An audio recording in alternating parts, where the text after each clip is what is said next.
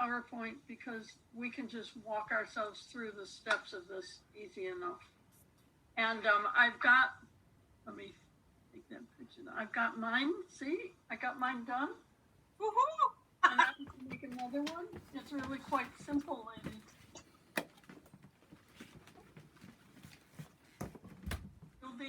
You'll be quite impressed with how nicely this comes out. Doesn't that look pretty good? I like that. It is nice. Yeah. Beautiful. Anyway, so that's what this is supposed to look like when we get done. Unless you use different colors.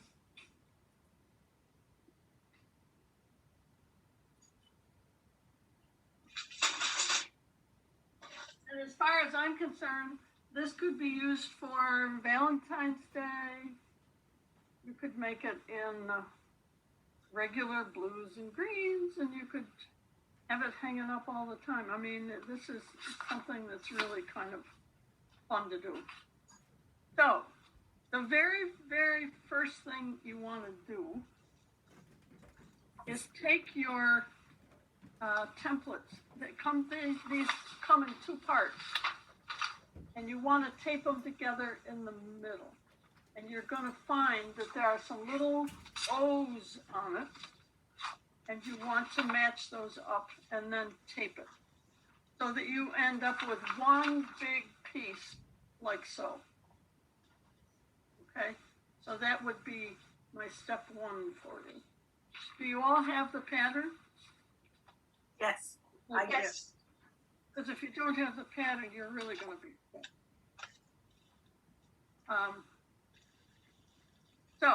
Have you all already taped it together? Have you done that? Not me. Okay.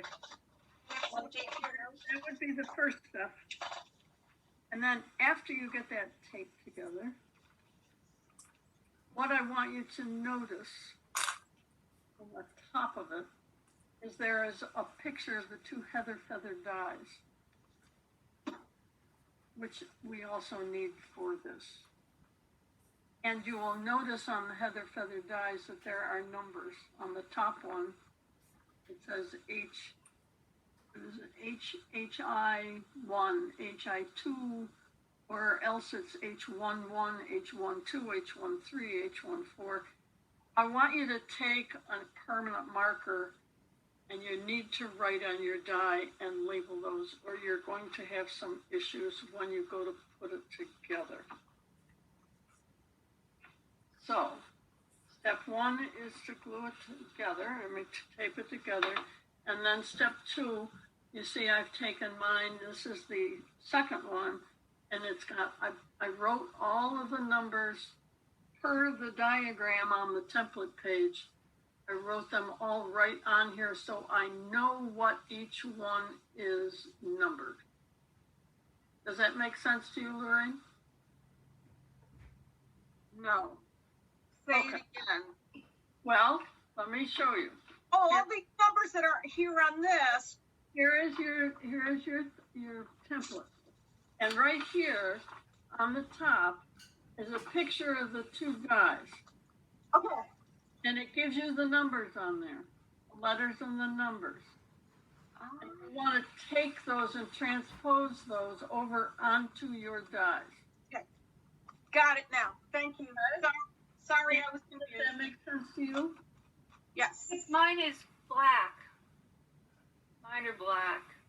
Well, yeah, so is mine. So, like on this one, it's black. But you see, Okay. I still use the black marker and I can It still, will still show up? Okay. Yep. Yeah. shows up just fine. Okay. So I'll let you do those two things first.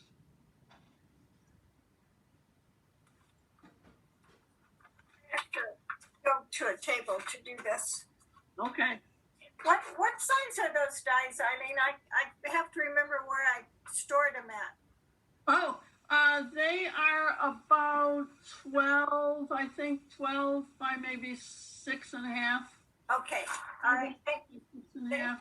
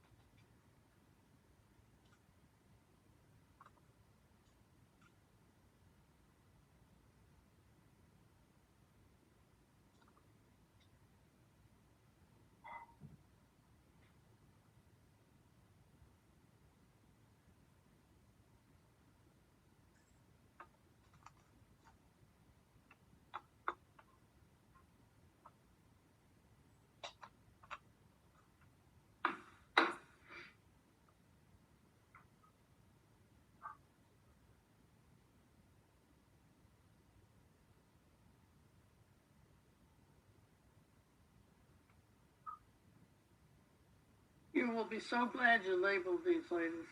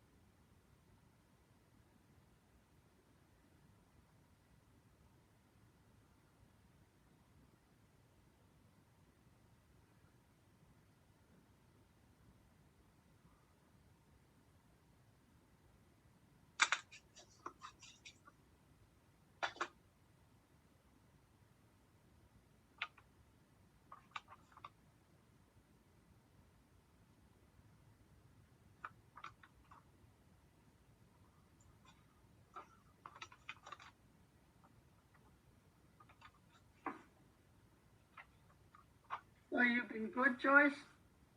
Yep. Hooray. Have you done any more blocks? No, but I've been preparing fabric for them, so it should go smoothly. Good, good.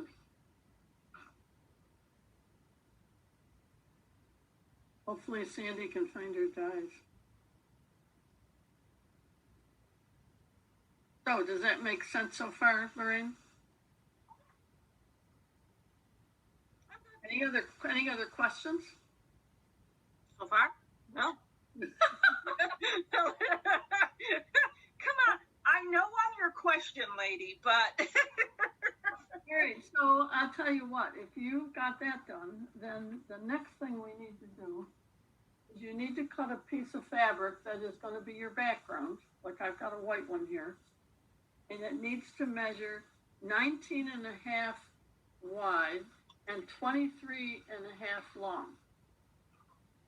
So it's going to be like a rectangle. And the long side is 23 and a half and the short side is 19 and a half.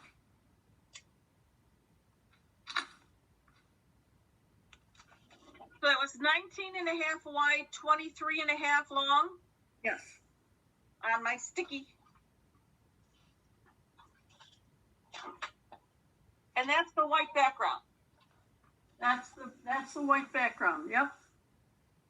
Now, when I first made it, I thought, oh, I better put a stabilizer on this because I'm going to be stitching these pieces onto the fabric. No, don't do that. Just let it be. Make sure your white fabric is got somewhat of a body to it. At least mine does. You don't want it to be too flimsy. But the fact of the matter is you've got to be able to see through that background fabric to the template on your paper so that you know where to place the pieces. And I did mine without any stabilizer and it came out just fine and it didn't stretch out of shape. So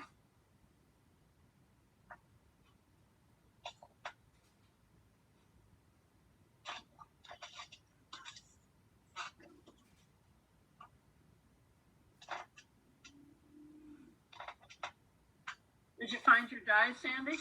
Yep, I'm writing on them right now. Oh, good girl. Glad you found them. I know. Well, I knew they were in there. I looked before class started, and I was looking, and I thought I couldn't figure out. I couldn't find them, but I wasn't looking for whatever these things are called, Heather feathers. Yeah. And I had the boxes marked, but I didn't have them marked by that name, so. Well, I always wanted to know what you did with these particular dies, and by doing this, there's this pattern. There's also another pattern, which is a wreath that you can use these dies for, and it's kind of nice to know that there are specific designs that you can do with them. Yeah, I bought that wreath about a year ago. Well, both of these I bought about a year ago. So I'm ready to go on that. I think I put a proposal in to do the wreath, and I don't know whether it's in August or September, but eventually I'll be doing that too. Good. You'll see me. I could have used a finer point than this. So, Eileen, did you hear me say that your background piece needs to be 19 and a half by 23? No. Here, it needs to be a rectangle, like so, but it'll be the long way that you'll be using it. And it needs to have a little bit of body, but no stabilizer on the back, because you want to be able to lay it on top of the template and actually see the template through it. So what are we supposed to write on here? Oh, on here, well, look at your Thing. template, and right up here in the corner of the template, there's a picture of the two dies. Okay. And so you want to look there and copy what it says are the labels for those particular shapes, and write with them, a permanent marker, write it right on your die. So you know exactly what that is.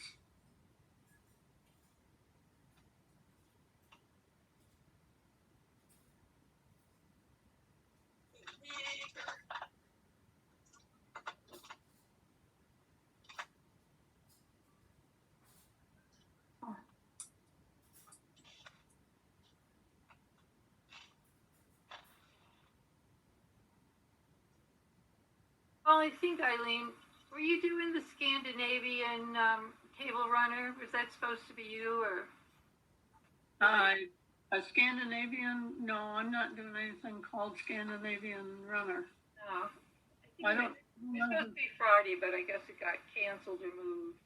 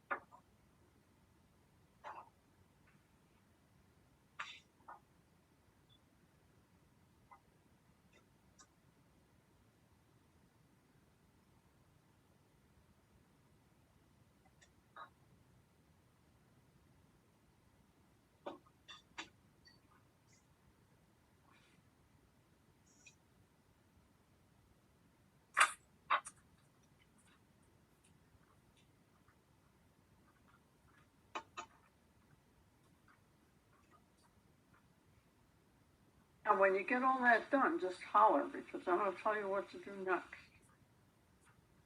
So we're supposed to cut the fabric? Okay, so then you're going to cut your background fabric first. Okay.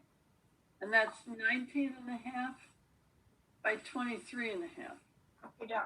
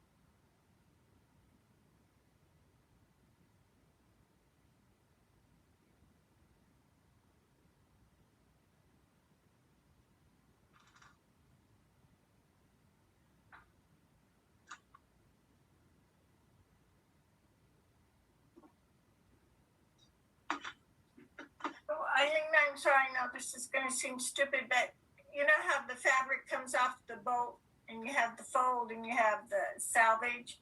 So is the length, shall I measure that, say on the fold? If you want to leave the salvage on one edge, it's okay because we're going to be cutting this a little smaller later on. So just go 23 and a half this way, keep it folded then? Or,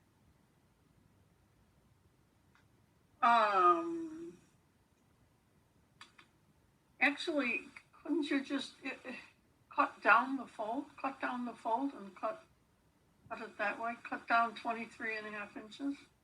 so split it then, Split it in half, yeah. okay. And then, in the end, you'll end up with two pieces. So if you want to make another one, you can make another one. Okay, all right.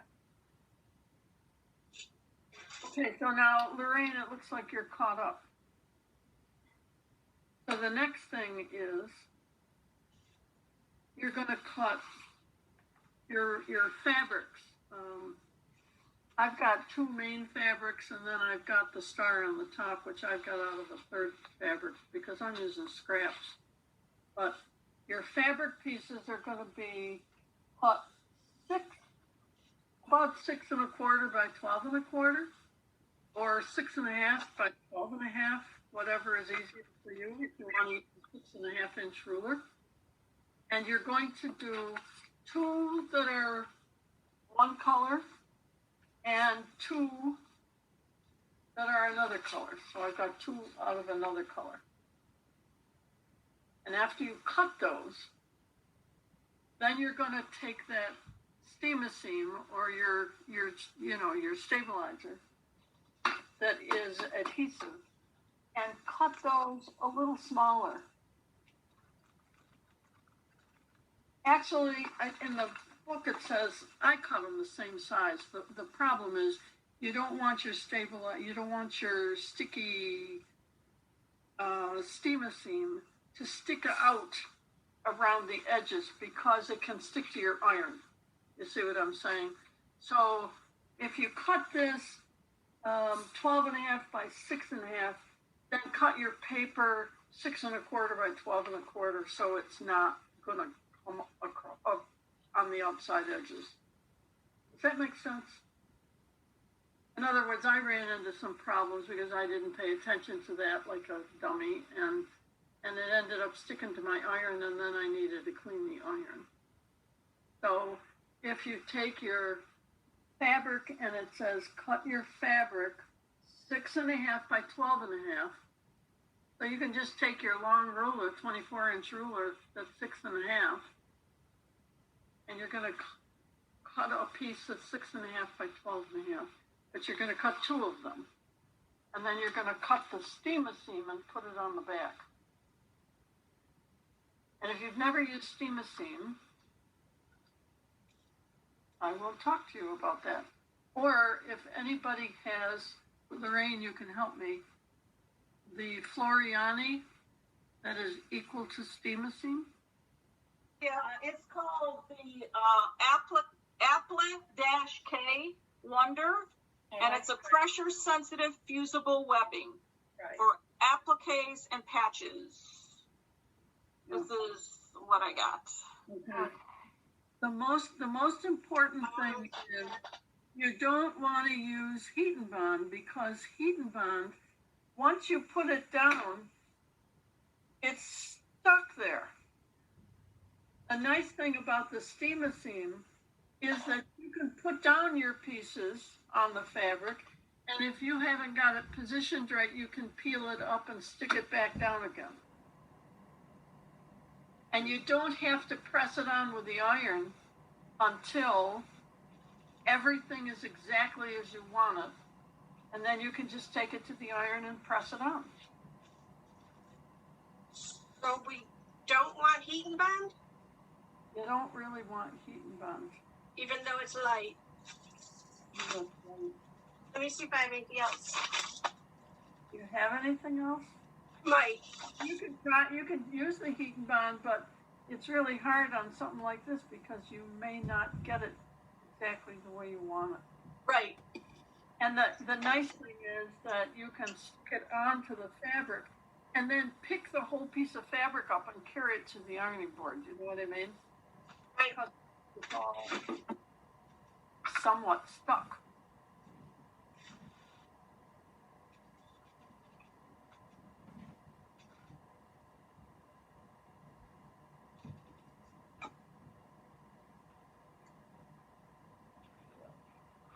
Anytime I'm doing an applique like this, I usually use the steamer seam because it's so much more user friendly. Who makes that? Pardon? Who's the manufacturer? You're going to ask me, and I'm going to have to go to the counter and get someone to find out. Oh, sorry, hon. That's okay. I was just curious. For which one? The steamer seam, I don't know who manufactures that. God. But I can go look. Just hang on a minute.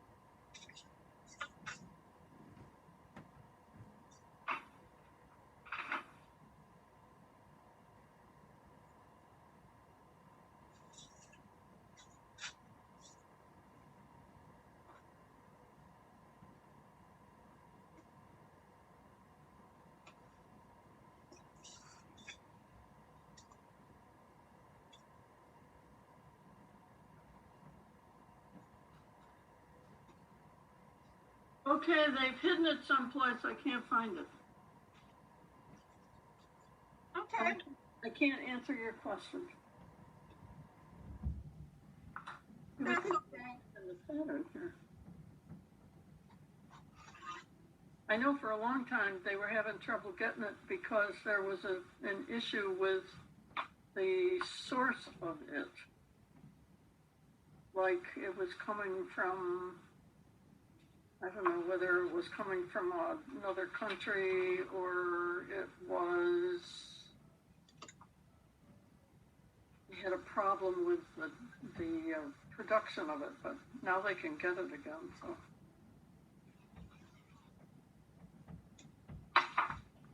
Let me look on my phone, maybe I can find out there.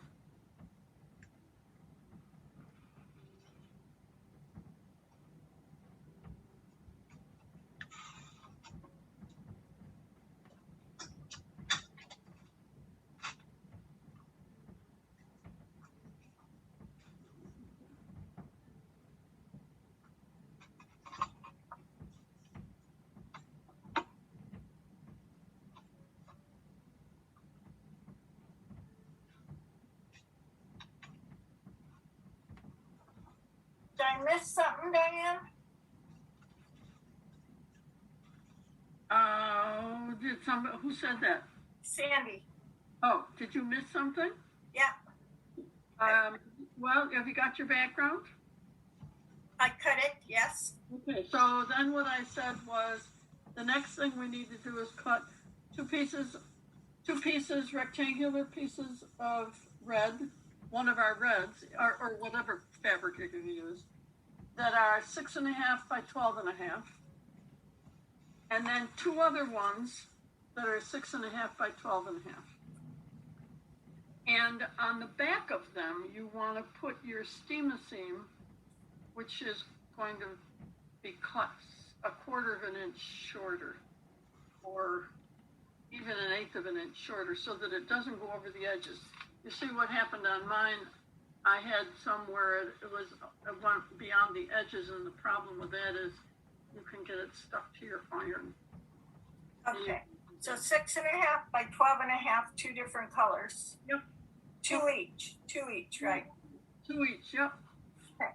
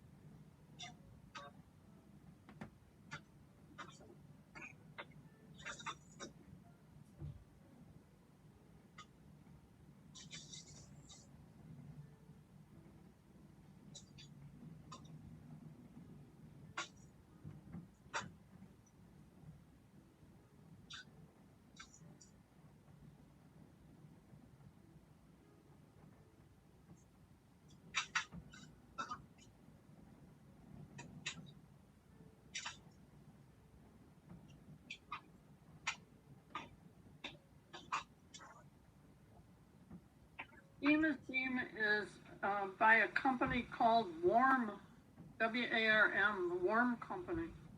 Arm company? Okay. Warm Company, yep. Ooh.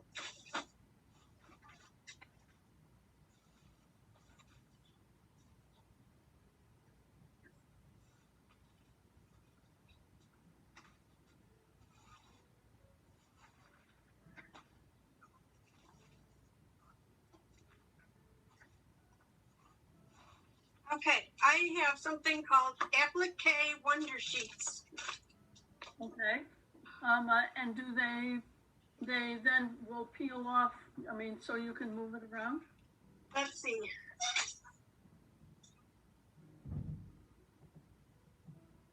This is for appliques or patches. Pressure sensitive side makes repositioning a snap. Then you're good. Then you can. Okay. Yeah, that sounds like exactly what I have. But my brand happens to be Floriani. That's what this is. Oh, okay. and that's exactly, yeah, that's why I was asking Eileen at the beginning. You know, I was like, okay, I have this stuff. I didn't even know I had this. They have so many different things. Yeah, I have a bunch of stuff that's not even labeled that I might have won at this place or that place, you know, and they just give you a bunch of sheets and Well, they this, steer away. Okay. this company called the Warm Company is out of Washington State. So, just so you have that information.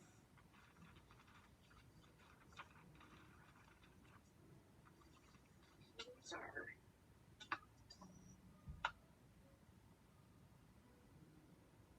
Now, when you fuse it on the steam-a-seam, I don't know about your other ones, you fuse it using a dry iron onto the fabric. Yeah, my stuff is the same. It's a dry iron. Yep. A dry iron for 1 to 2 seconds, and your setting should be a cotton setting. Okay, trace out your sign. Stick the applique. Blah, blah, blah.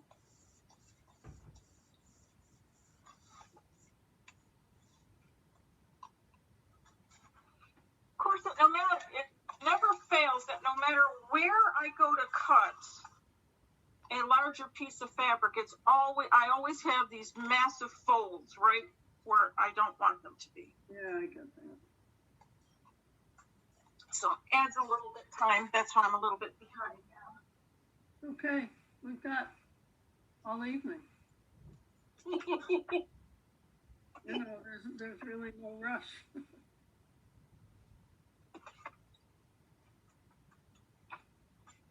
One of the things I will say about patterns, as I look at different patterns, I do think some of these people make their patterns look so much more complicated than they really need to be.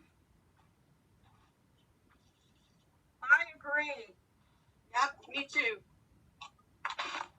You know, I spent a couple minutes as I was waiting for the Zoom session to start up, reading the pattern,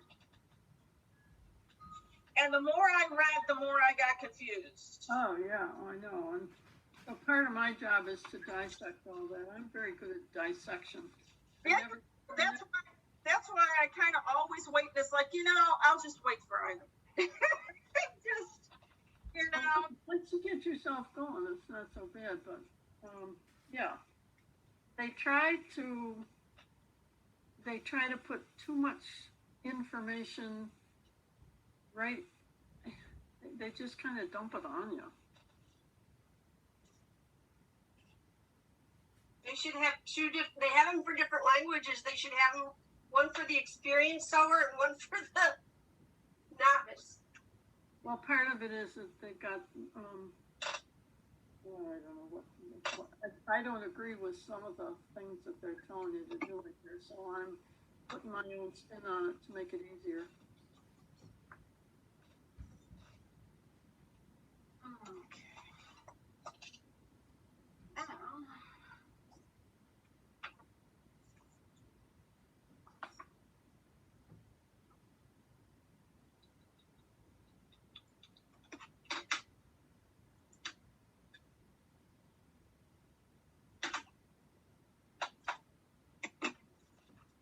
Now, obviously, you could, we've got the Accuquilt, which is, we're so lucky. You could make this by laying your stabilizer, your bonding paper on it and then tracing everything. Then you're cutting everything out by hand. It's like, that's crazy. It's doable, but it's crazy.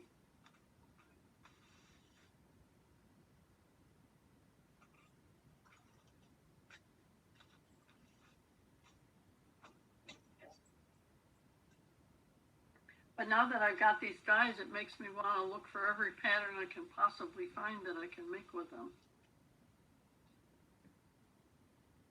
Yeah, I was looking on the Accuquilt site to see if there was the embroidery, you know, the blanket stitch and that sort of stuff. Well, And there isn't for these. no, you're gonna have to stitch it yourselves. How primitive. Well, maybe. Yeah, all the other designs, they have them.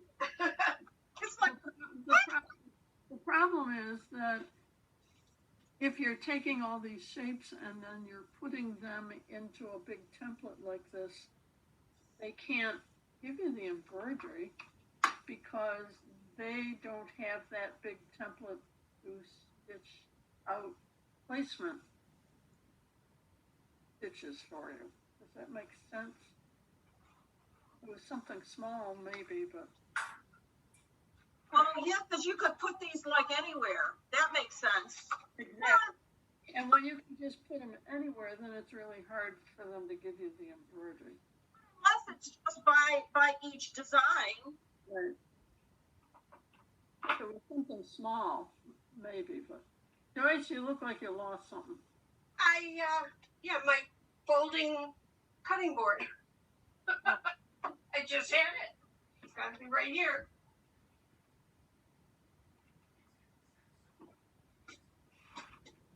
Now, once you get the red fabrics with the paper on the back,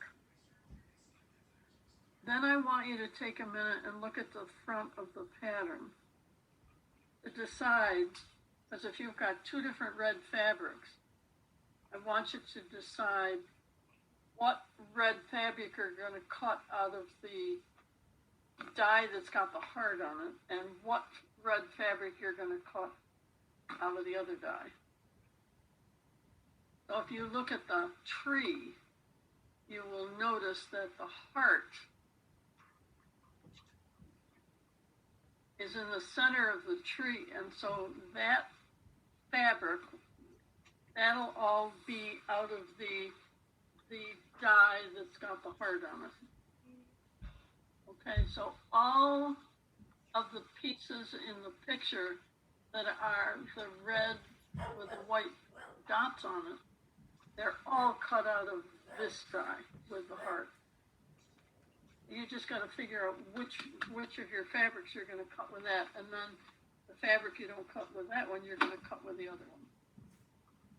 And when you cut them, my dear, dear ladies, you are going to cut them with the right sides together. So you're going to put your right sides together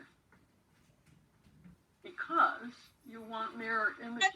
You don't have to repeat. I mean, I was not present Okay.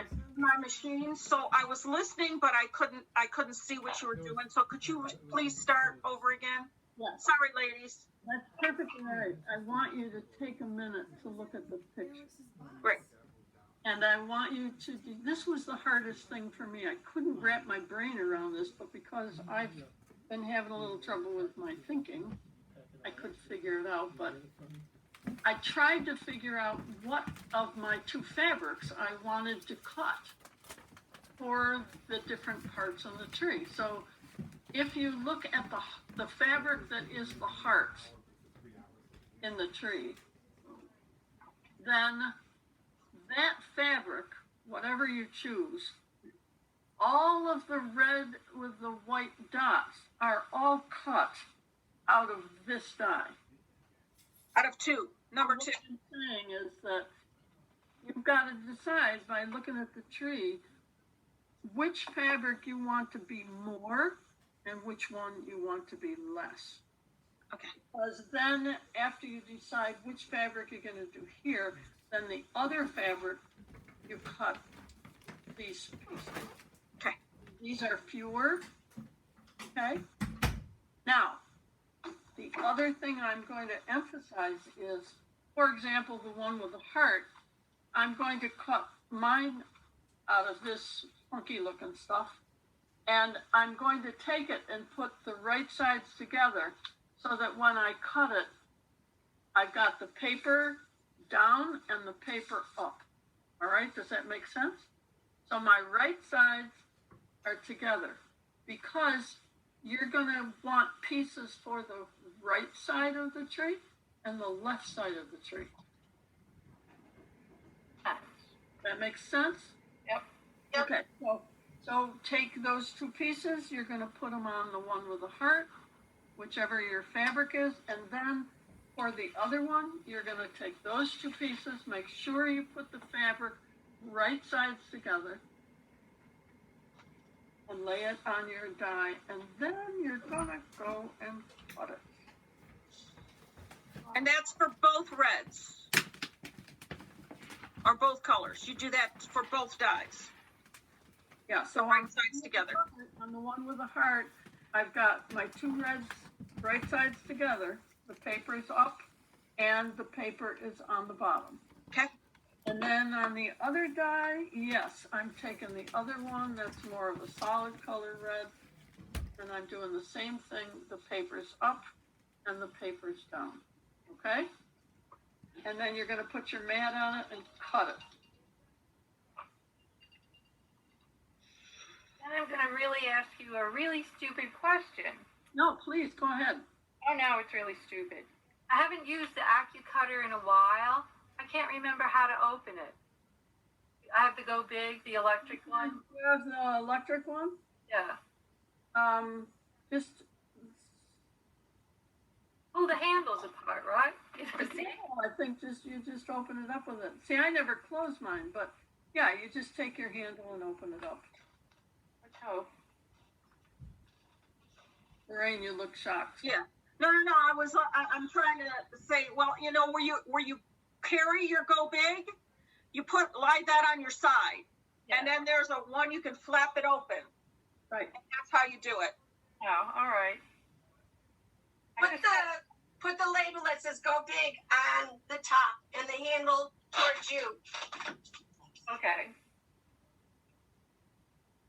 Okay, so when you cut this, and you like if I go cut mine and I come back over here and sit down, I'm going to not really peel everything off yet. Okay, just cut it and then just let it lay there because I'm going to show you what to do next. Does that make sense? Okay. Were you able to get the Go Big open? Oh, I didn't get that far. It's in another room. Okay. And I have to go get the Yeah, mat. don't forget to put a mat on the top. Yes.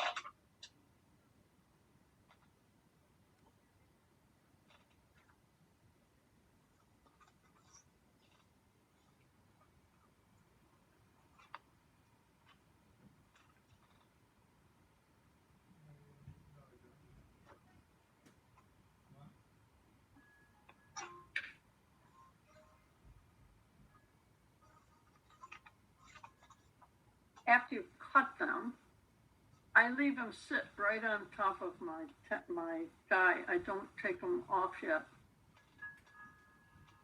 And I take either some masking tape or some painter's tape, and I stick my template, a big template with the Christmas tree picture on it. I stick it on either my table or a cutting mat. Like I've got mine on my cutting mat here, but I taped it on the top corners just so it didn't slide.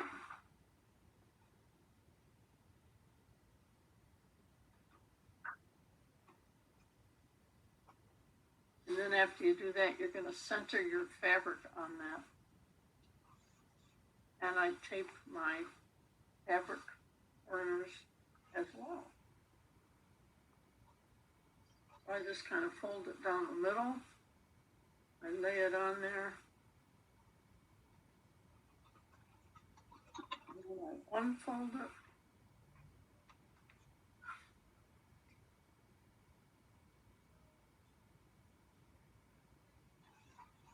And I tape it on the top.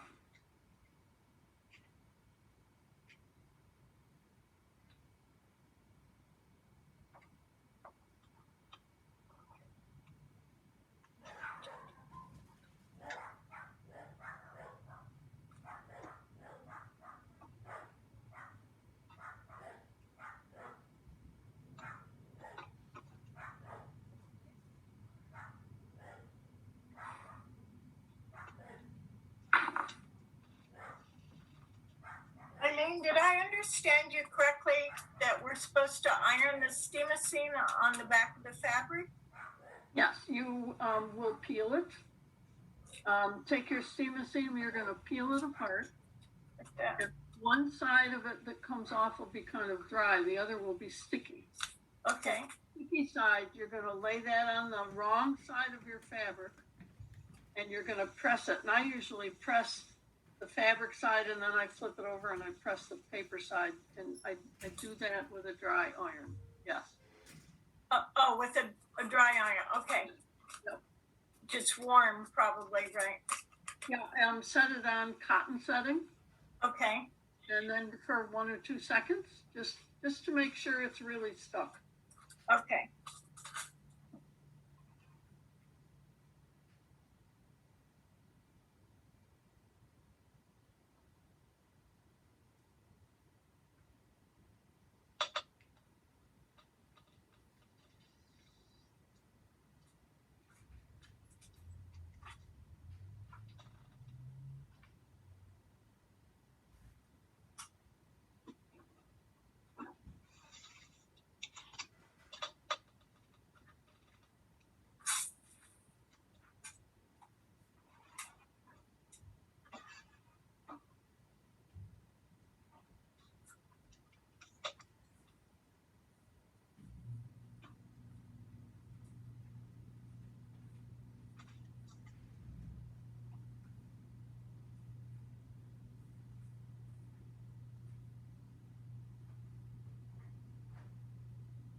I have to have the iron plugged in.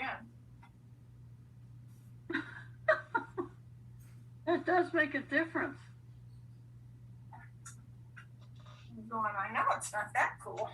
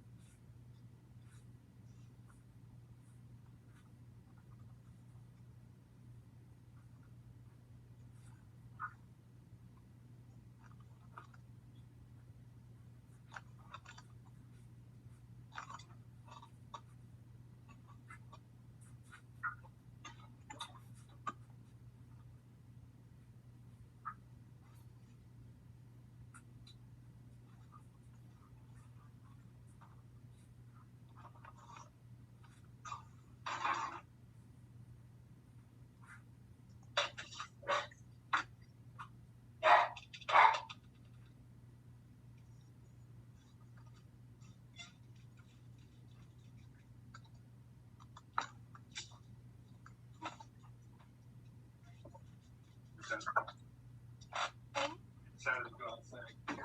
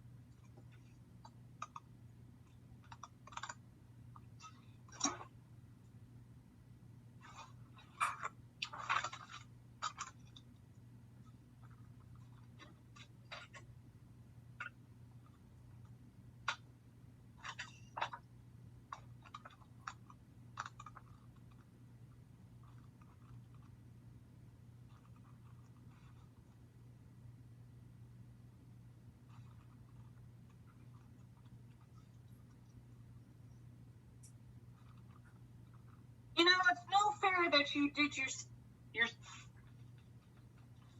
stuff ahead of time. What? Say that again? It's no fair you did it all ahead of time. Yeah, I'm doing another one with you though. Oh, are you? Yeah, because This is way ahead of us. Come on, man. then I can show you, how to do it. So when you've got your pieces cut, what I'm saying is just let them lay on the die, and set the dies over to the side. Okay. Now what I want you to do is take the pieces, if you've got either masking tape or painter's tape. I have done this where I tape it on the top, like this is a cutting mat, all right? It's just a small cutting mat. But you can just do it right on a table. Just, tape it so that it doesn't move. And just tape it on the top two corners. And then take your fabric and center that on there and tape that on the top.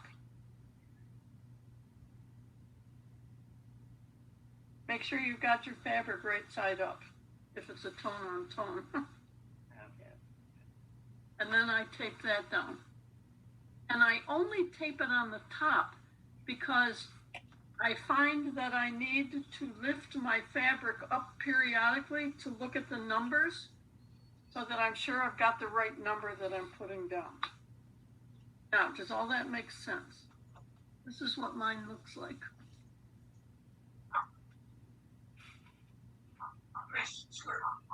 I can show you. So I've got my pieces taped on, and I've got it centered over the top of my design, and my design is also taped down on the top two corners. Does that make sense to you, Sandy? It does. I think I'm a step behind. I haven't cut the other fabrics yet. Oh, okay. Well, that's all right. Take your time. I'm explaining this to the people who are moving forward, and I will come back to you wherever you are. Okay. Don't worry, Sandy, I'm way behind too, so I'm just like, okay. Oh, good. Oh, good. I like company. Yeah, no, you're not all alone out there. Oh, good. You got me with you, dear. I'm such a bad cutter. It takes me forever. I hate that step. Me too. Seriously, me too. So now I can cut them, put my dies on there, and Yes, and when you do your dies, you're going to take and you're going to put the two fabrics right sides together.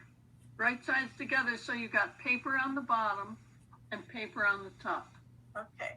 And that's the same color, the same color. The same color, yes. And then you're going to do it on the other one as well.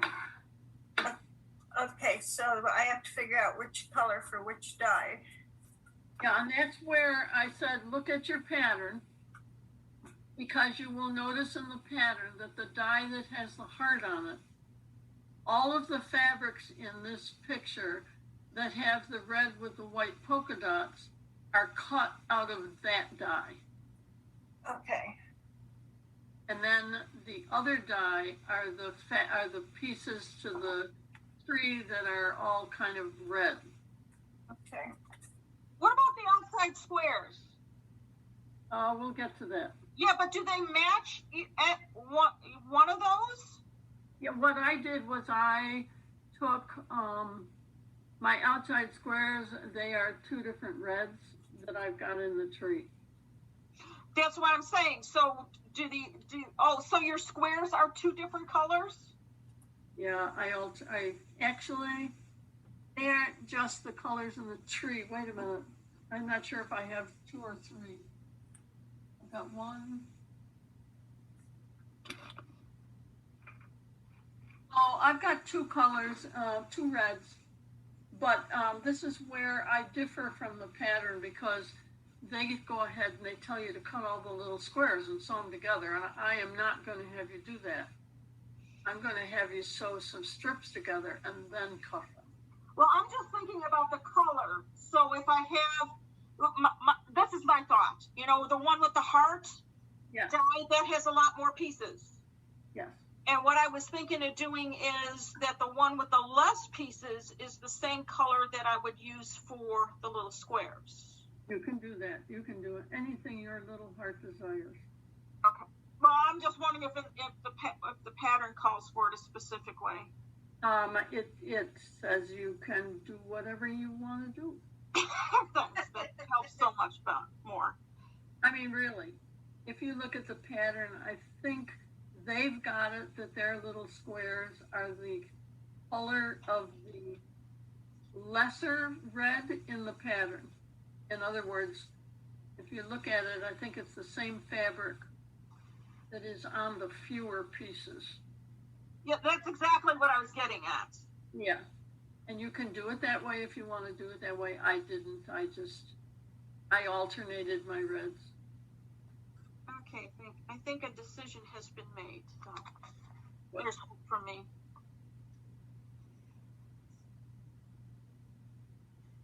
It's going that way either way. Because in the end, you can't hardly tell what red is in them. Because they're 1.5-inch squares. And that's why I'm not going to have you cut them and sew them together. You would end up with some very wonky strips. And you would also end up not liking my class. I'm very invested in showing you how to do it in an easier way. I just got to find the right side of the map. There we go. The other thing I want to tell you is that the star on the top, I do not have the star die. So what I did was I cut out my own star. I just traced it from the pattern on the template and cut it out. And it's all good. It's all set to go.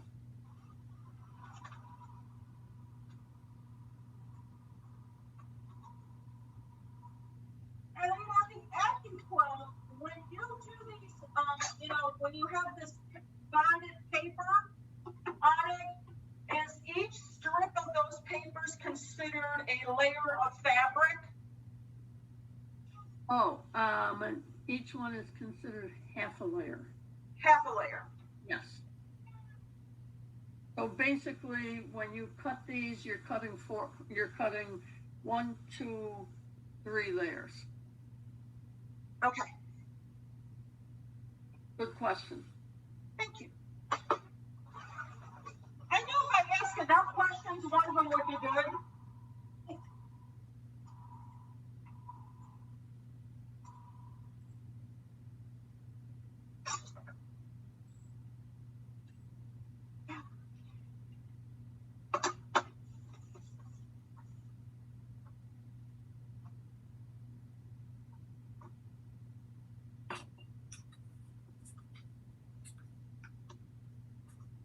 reason you're cutting your fabric with the paper on it right sides together is so that when eventually we start putting these on the tree, you're going to open that up, then you're going to have a right side of the tree and a left side of the tree.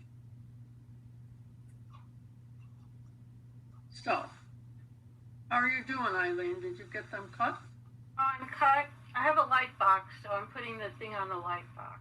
Oh, that's a good idea. So, just secure Yes, I taped it all down. everything so that it won't move. Yes. If it moves, then you get kind of in a pickle. So then if you're ready to start putting them on, what I do is I kind of fold my fabric back and I look at, for example, the numbers that you see on each piece. Okay. And I started with my heart. So I took a heart, and you're going to end up with 2 hearts, and you're only going to use one of them. Oh, yeah, that makes sense. But then I put it down, and you've got to peel the back off of your heart. And it should be sticky. You'll end up with a pile of papers, ladies. And then you're literally going to position this on here so that it's right on top of what you see on the template, and press it down with your fingers. And if it doesn't go down well the first time, then miracle of miracles, you can pull it up and put it back down again, so that it's exactly the way you want it. And that's what you're going to do with all the pieces. Just look at them. I'm going to see if I can move the... Okay. That makes sense?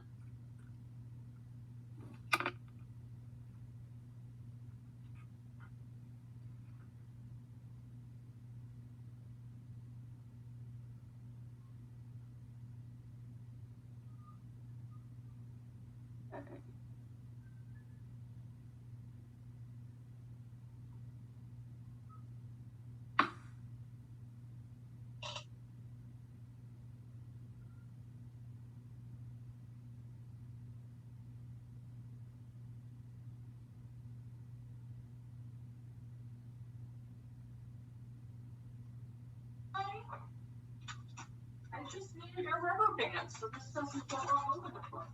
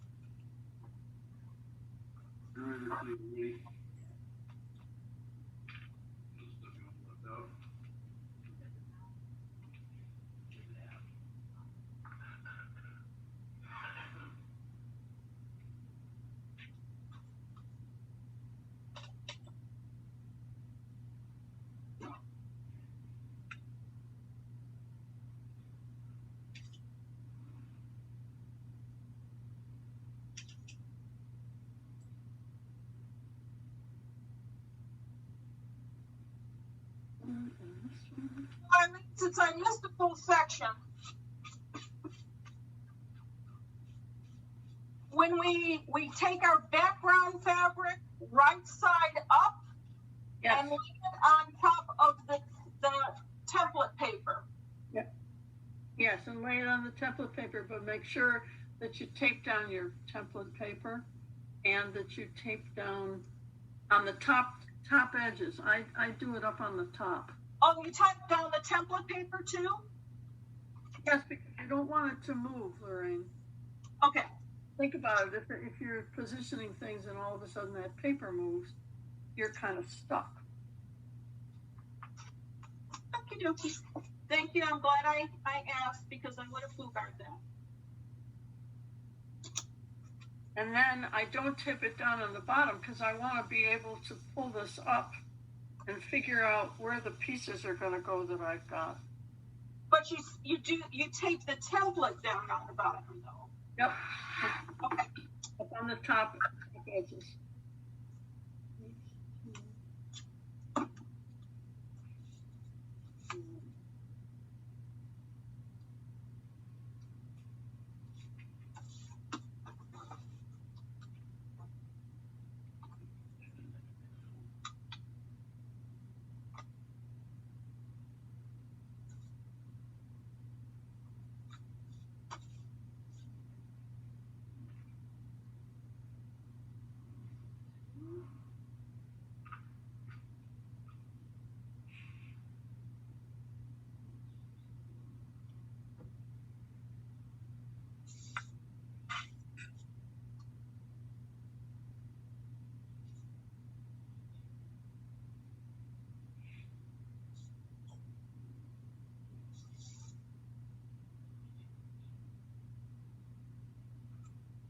As far as I'm concerned, the hardest part is peeling the paper off the back.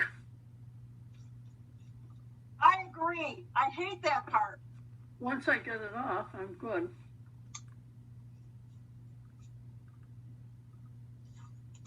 But I do like the fact that I can reposition it if I need to.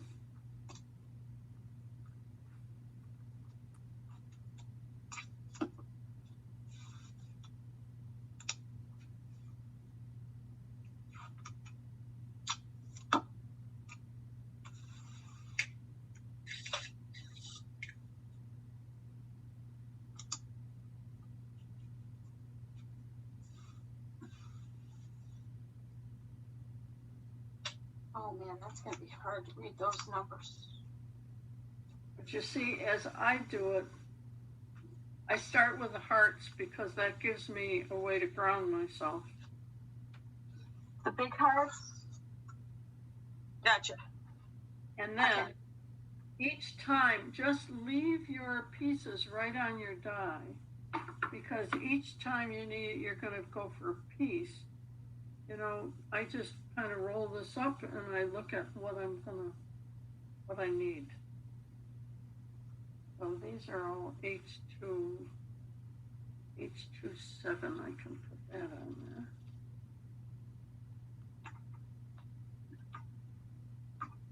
And so H27.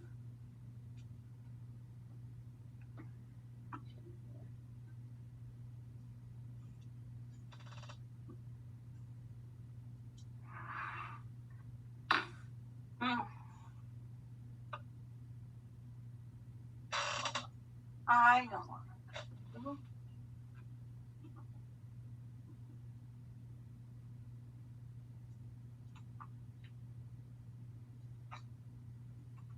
You just have to be very careful that you put the right piece on the right part of the template. And so in a way it's like drawn by numbers, painting by numbers. You just have to match up your pieces.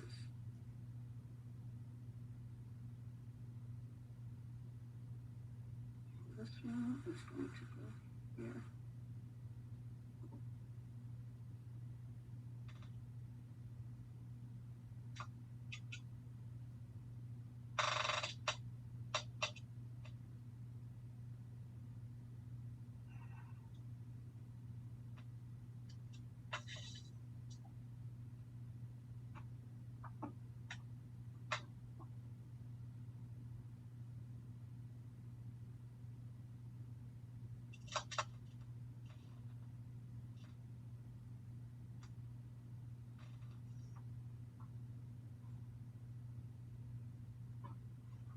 Hey, Eileen, I have my pattern taped down and I have the fabric taped on top of it.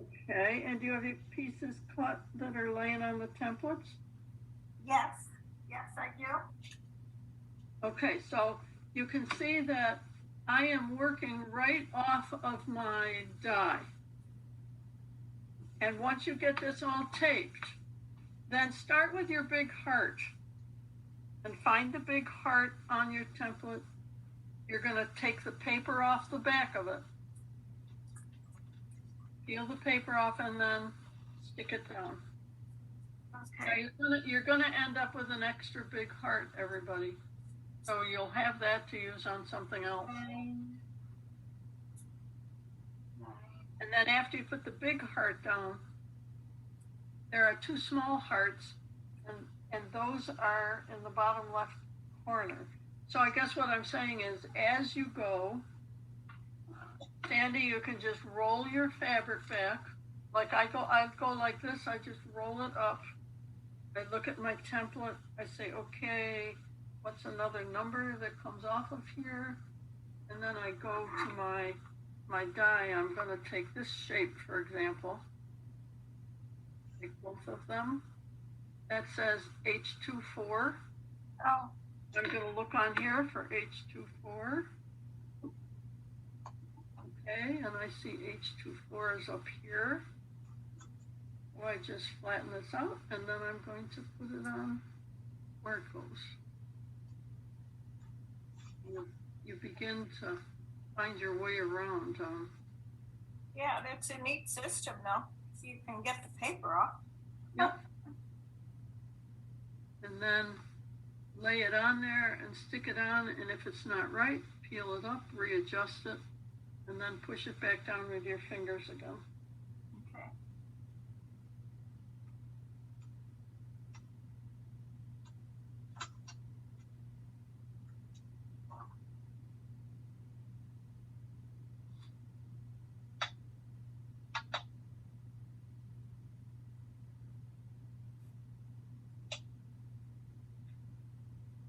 And when I put these long ones down, I try to start at the tip and hold the tip with my finger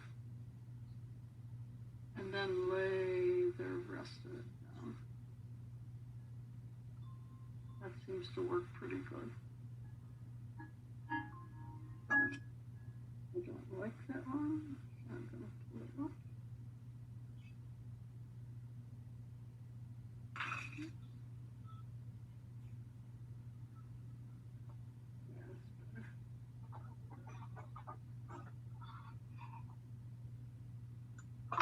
Okay. Then I go back over and I get another one. And this says H29.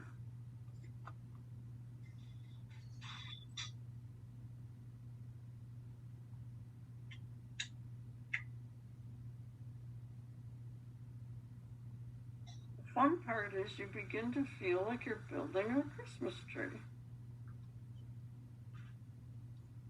I should be playing Christmas music.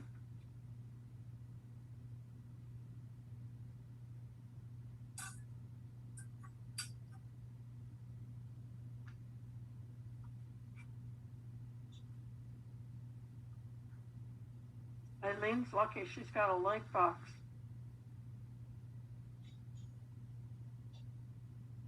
No, I went and got a lamp. I couldn't see. Well, that's a good idea too.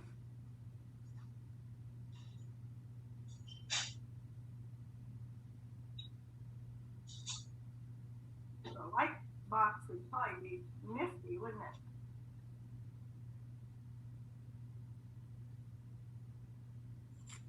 Well, I've often thought about getting a light box, but then I decided I wouldn't use it enough. No. Aren't they really expensive? It can be. The new flat ones that you can cut on. Those Maybe are kind of. dime or something. Somebody had.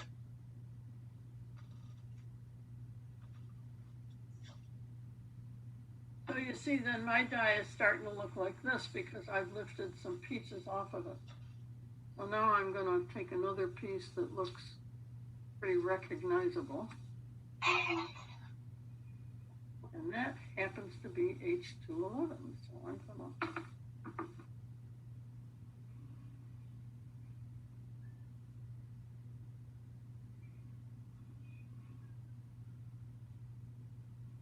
Gosh, my fabric's so heavy I can't really see through it.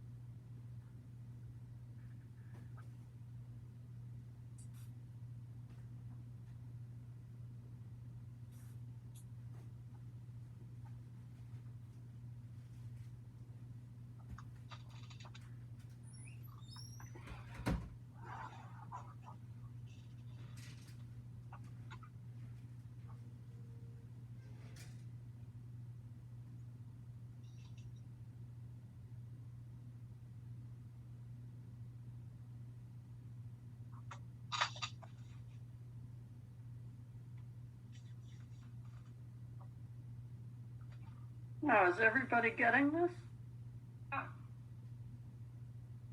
Only the paper would come off easier. Yeah, I know, I agree. I'm a little slow. I'm still cutting my favorite.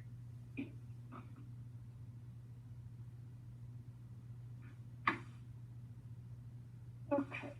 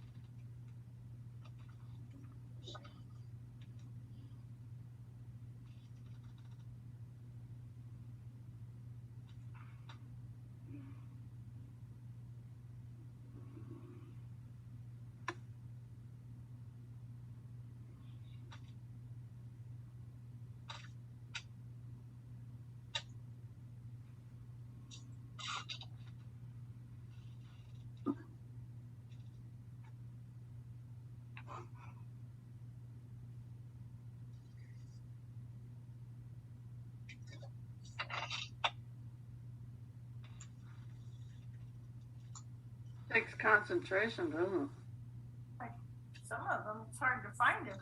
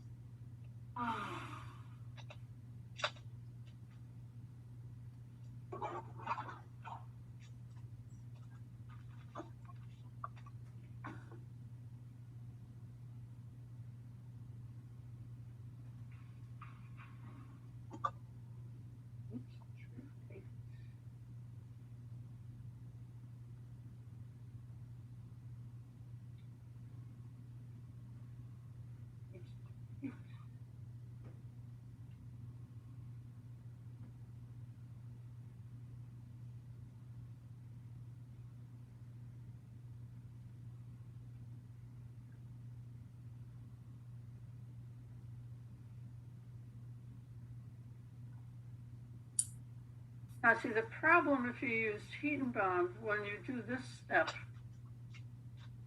you would lay the pieces on top, and then if you wanted to carry it to your ironing board, they would all move. Oh, yeah. This way, we can take and we can kind of tap them down with our fingers and then take it to our ironing board once we're sure we've got everything where we want it. And then you can iron it on and it's in place. So you're not going to have anything moving around.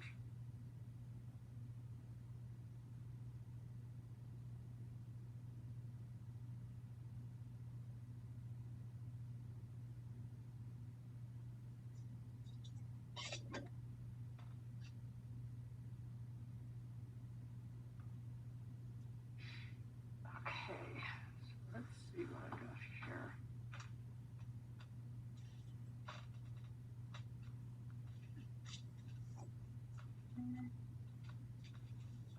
And by taking them right up off your die, you know exactly what number it is because it's right there underneath. That's why I said don't take them off until you.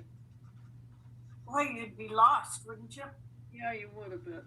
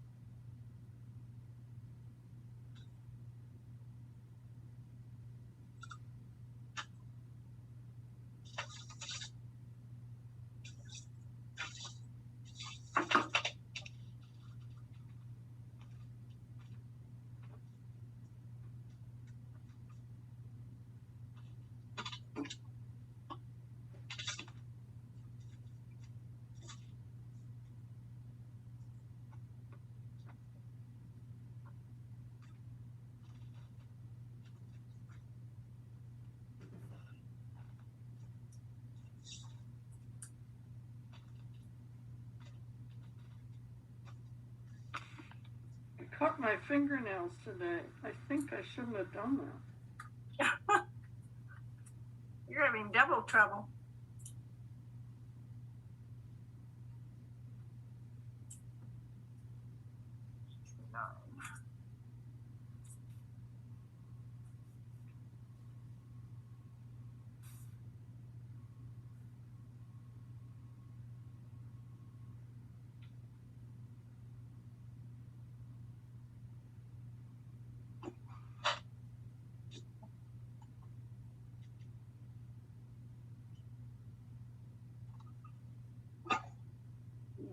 Um,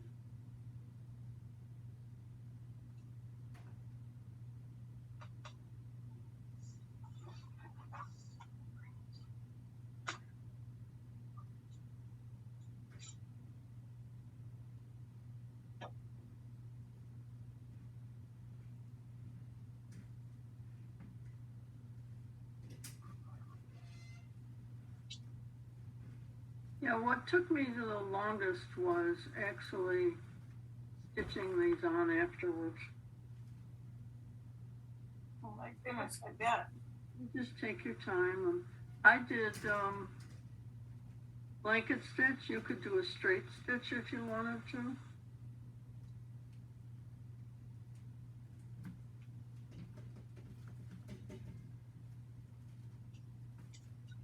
And some of these little pieces, you want to make sure you get them on the left or the right, the way they're supposed to go. It's easy to think that they're supposed to go one way when really they're supposed to go another way.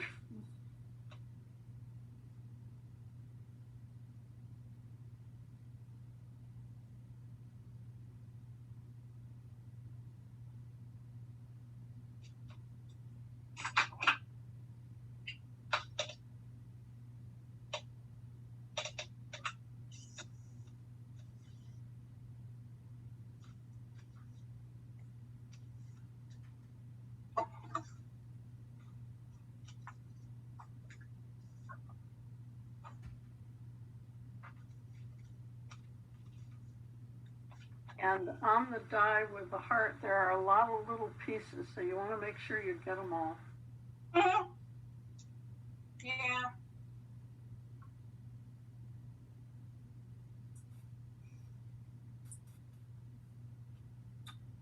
Man, thank goodness for the Accuquilt. Can you imagine cutting all of these out? No, I bet I wouldn't do this project. No, I'm only doing it because of the Accuquilt. It just makes it so much easier.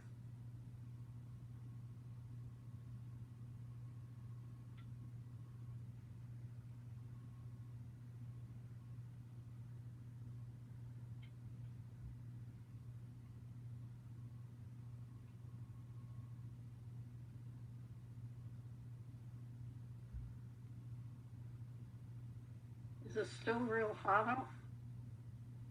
No, it's nice. Mm-hmm. At least up here in the North Towns, it is. Yeah. Stormy in Florida. Oh, are you near any of the hurricane stuff or tropical storm stuff? Well, I'm on the west side of Orlando, and it affected Tampa, which is 50 miles from here. So we basically had the bands. So we got a lot of rain, but not very much wind, which I was thankful for that. Yeah, because I have a peer that lives in Tampa and said it was nothing more than just a normal, rainstorm. Yeah, a lot of rain. That's what I kind of thought too. It sure was awful about that condominium.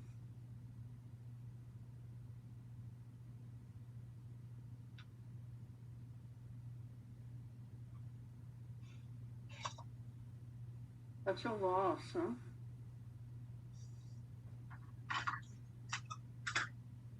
You know, I understand that people on the side that weren't affected Wouldn't go back in for any of their valuables, including their animals. I know. What, isn't it just a heartbreak? Oh my God. That would kill me if I had to let my dog or my cats go down with the other side, you know? Well, I don't think I would have left the building without him, though. I wouldn't either. I would have taken with me the first Yeah. time.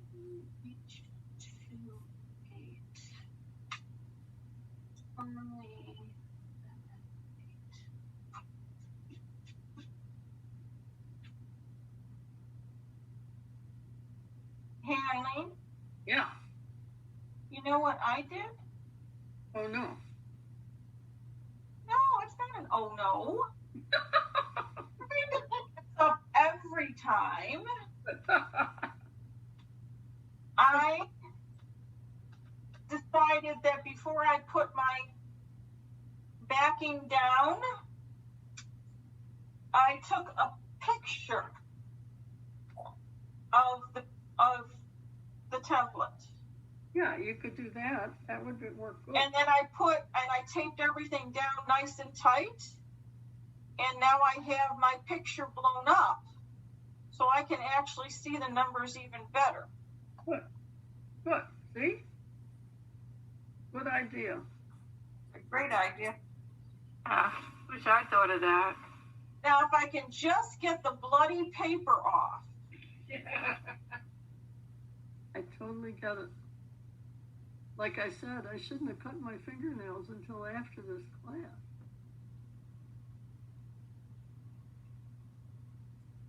But it comes. Yeah. And what's frustrating is one I do and it just, comes off right away.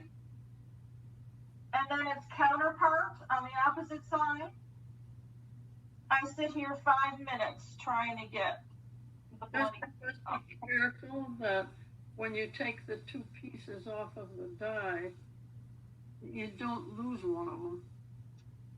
Oh yeah, no, I think that's not the issue for me.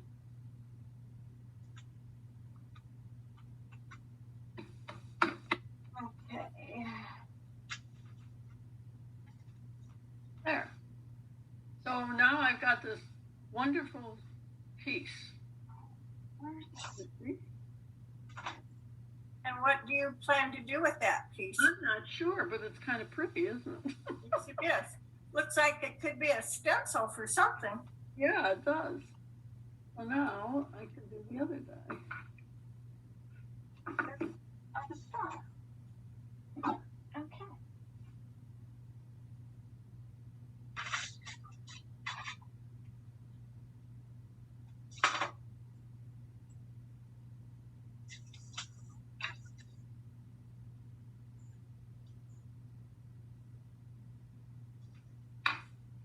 So this is what number? H14. Ha! There you go, sweetie pie. Came off real nice. Now the rest of your brothers and sisters can do the same thing. That would be really nice.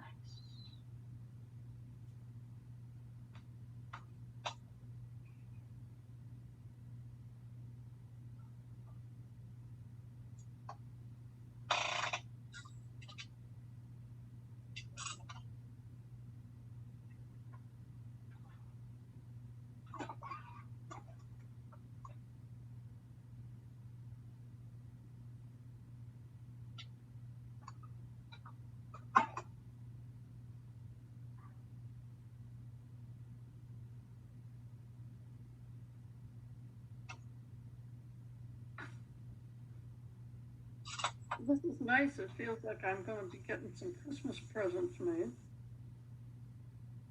I can't hear you, Eileen. I said it feels good because I'm going to get some Christmas presents made. Yeah. This will be a nice one. I hope I can do a good job on it.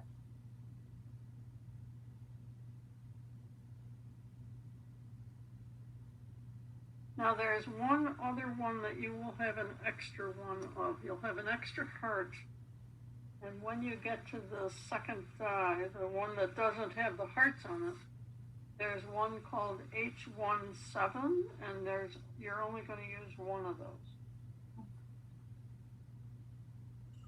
It's the one that's right here on the bottom. Yeah. 10 is next. You have to go. 10.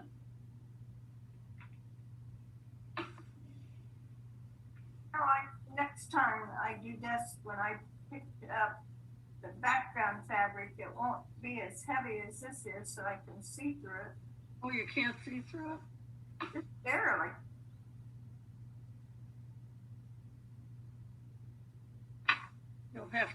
You'll have to tape it all to a window next time.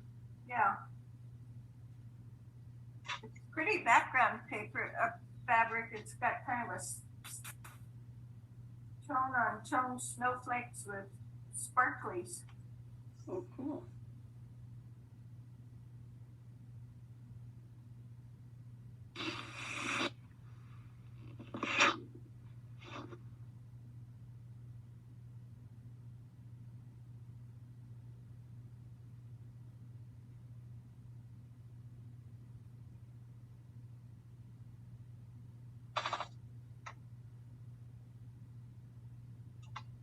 How are you doing, Joyce? Oh, fine. Are you getting things cut out all right? Yep. I've almost got the webbing on the back of all the pieces.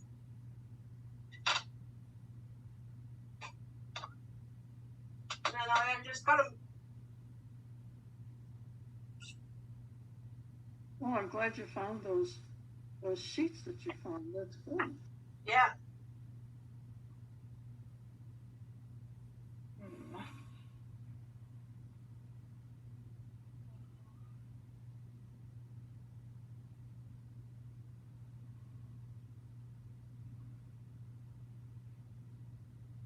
Yeah, what I'm kind of bummed out about is when I put the numbers on my die,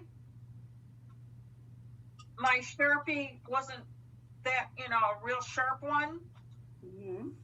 and the numbers are unclear. Oh, dear. I'm not happy with me. Well, if you make another one, go back and renumber that.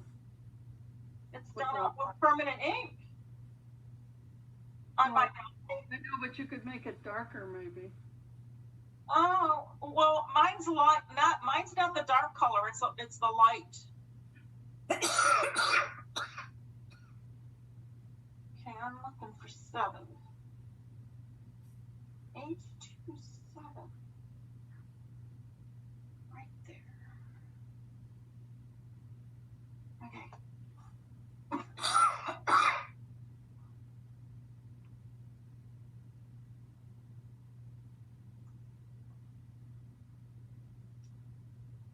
How big is the star at the top of the tree? How big is it? Yeah. You're going to cut it out of a 3.5-inch square. Okay. So, I don't know if that tells you a little bit.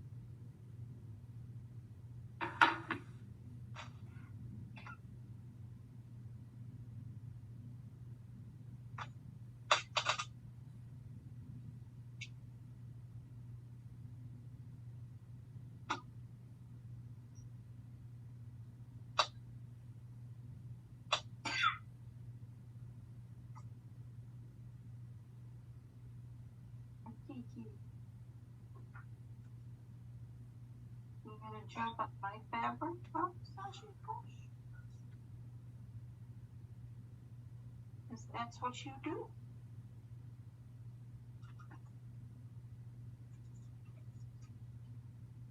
I have to have everything in the cupboard.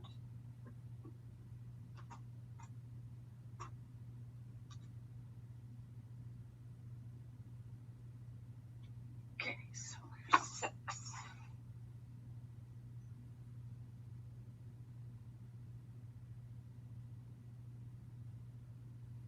H26 by 5.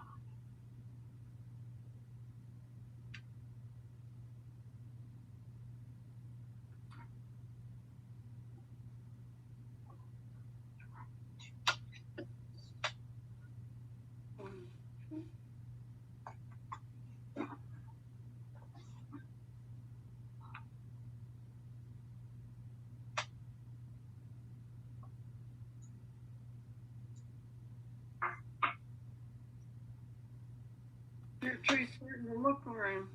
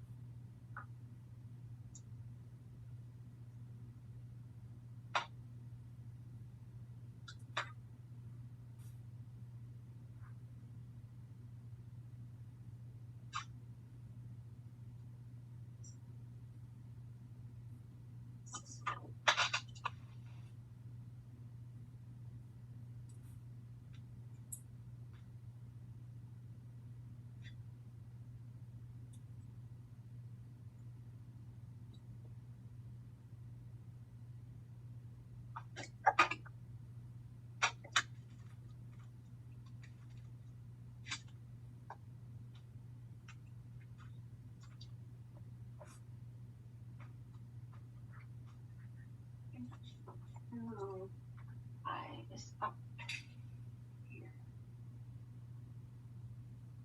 Perfect. Now, up. That's 3, that's a 5. Patrick?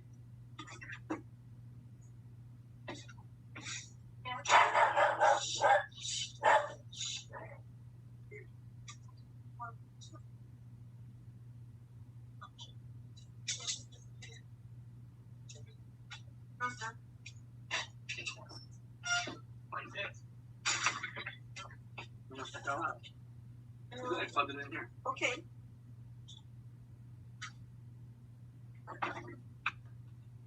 Unity. Okay. Thank you.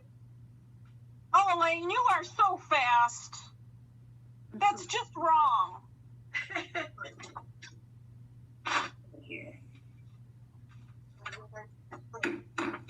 There. Wow, that looks so nice.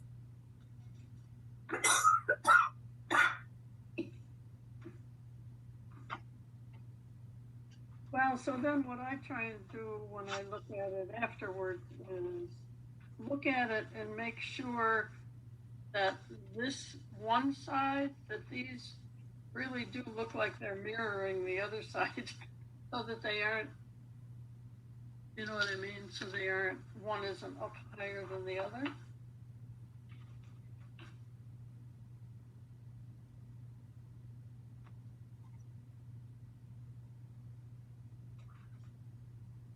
You never know, I may have that tree that nobody wanted. The Charlie Brown tree? Yep. That's funny.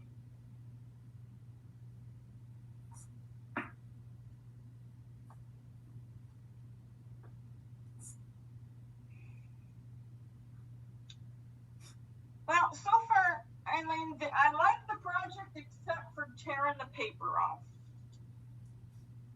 Not enjoying trying to get the paper. Yeah, I know. I'm sorry.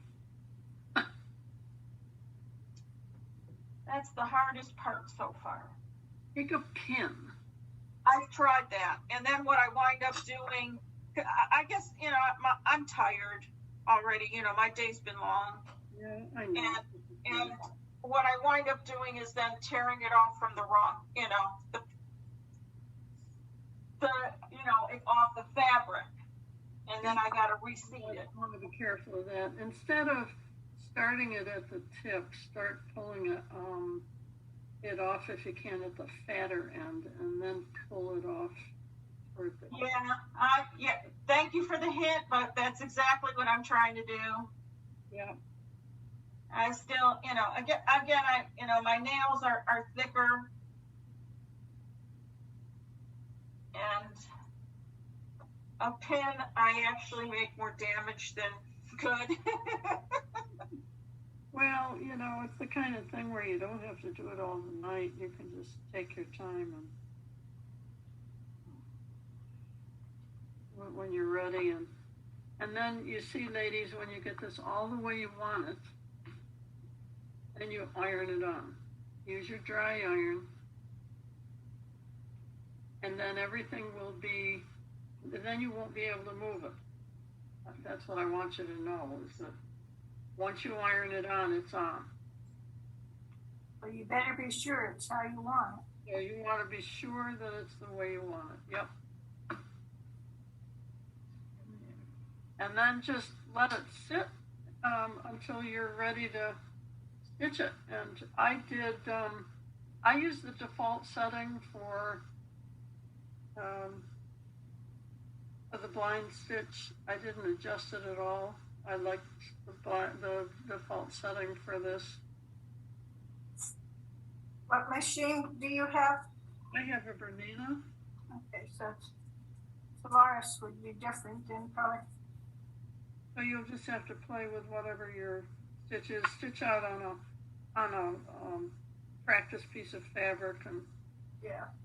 you don't want it real wide. You did the blanket stitch? I did the blanket stitch. I can show you. I was gonna say, what number is it on the Bernina?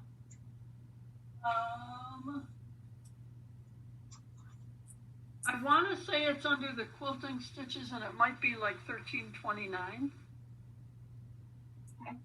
I don't have that machine here, so you can see if you look at mine.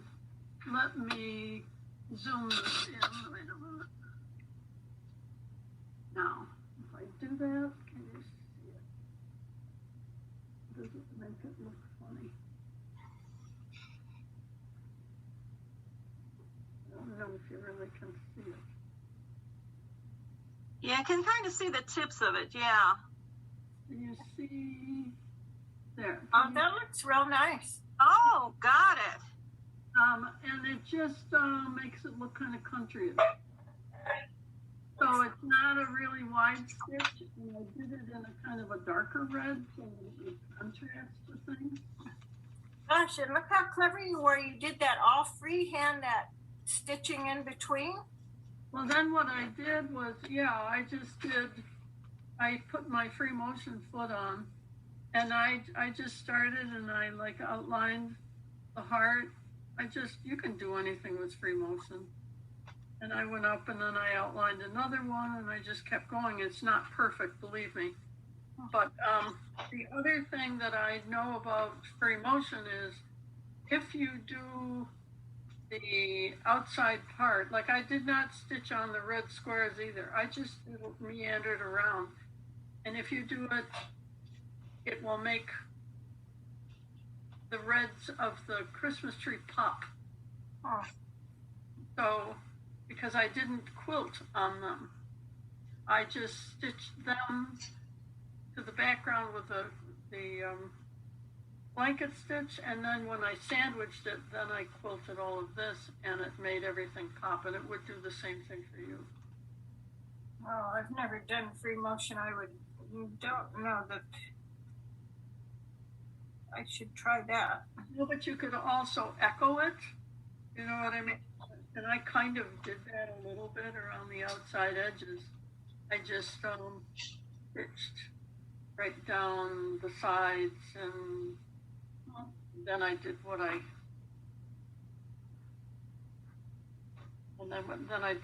did to make this flatter and give it some texture. Now, when you do the blanket stitch around the applique pieces, Yeah. are doing that through batting and backing as well, or just the top? Just the top. You're going to do the blanket stitch just on the top.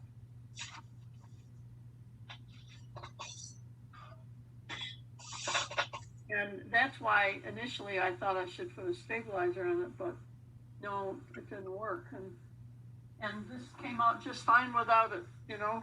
It just... Now, where do I want to put the center of the back fabric?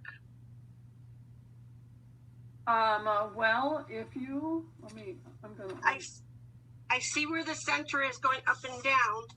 You see this here, right there? So what I did with my fabric initially was I folded it in half joints the long way, and I laid it along that line. Okay. And then I opened it up. This was after I taped down the paper. And then I opened it up, laid it nice and flat, and I taped the fabric on the top edge. Let me go. Oh, I think I missed that step. So, And then your horizontal line, where would that go? well, you can fold it up, you know, and that should be even. Okay, so where the two pieces of paper meet? Yeah. Okay. Yep.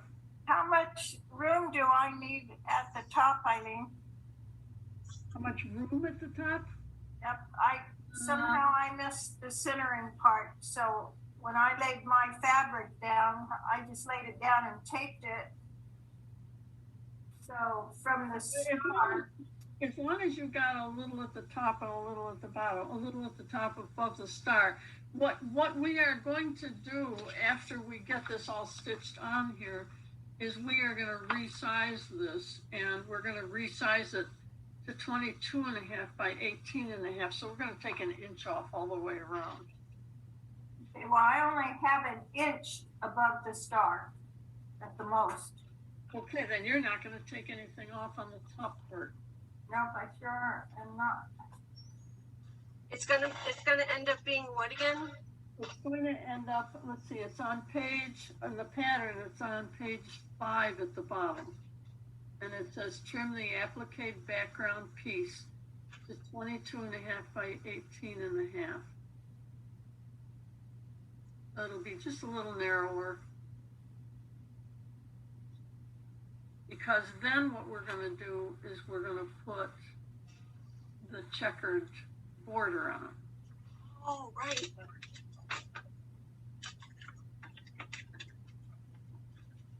And I will show you how to do the checkered border. So, because you're going to have 2 weeks before the next class.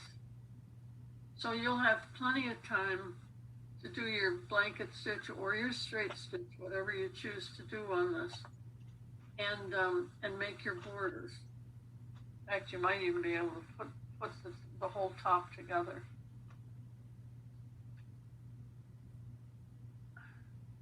But I am going to take mine to the iron and press things on.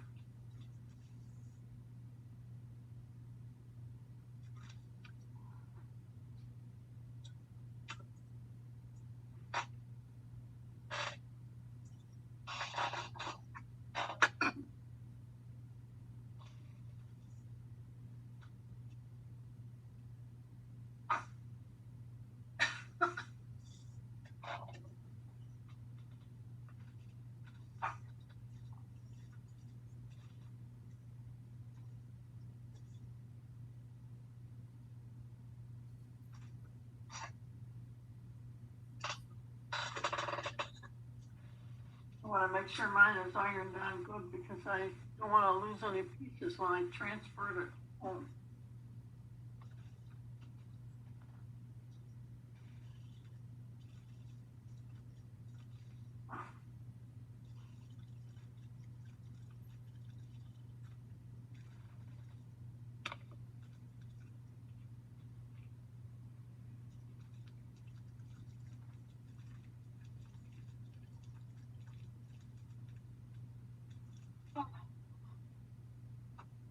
Finally.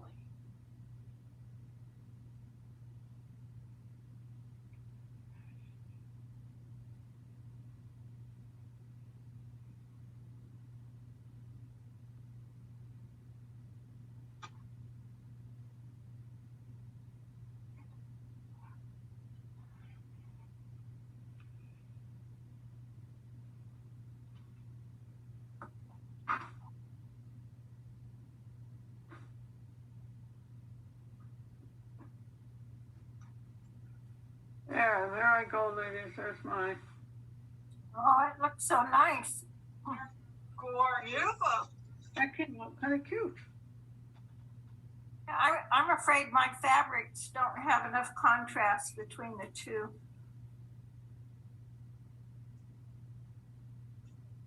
Let's see. Well, this can always be your practice one. Yeah. I do that a lot. I make one and then I say, okay, well, that's my practice one. Now I'm going to make a good one. I've got too many projects to try to duplicate. And I tell you, when I stitch these on, ladies, I do not sit down and do them all at once. I'll stitch 3 or 4 or 5 or 6 pieces, and then that's it. I go do something else for a little while. I think that sounds like a good idea. Yep. Yeah. You don't have to do them all at one time. It's like you don't have to be an overachiever, you know? Yeah, some of those swirling ones, that's going to be a challenge. Well, they aren't. You'd be surprised. I was really quite surprised that it stitched as easily as it did. I didn't have too much trouble. Some of it is getting acquainted with a blanket stitch. And of course, again, if you don't want to do the blanket stitch, you can just do a straight stitch and go around the outside edges. You don't recommend a satin stitch?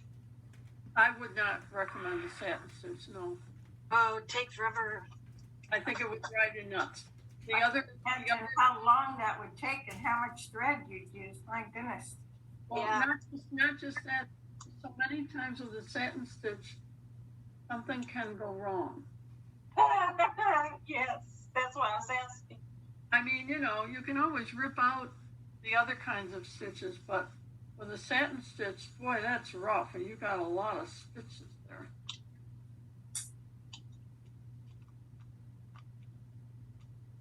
So,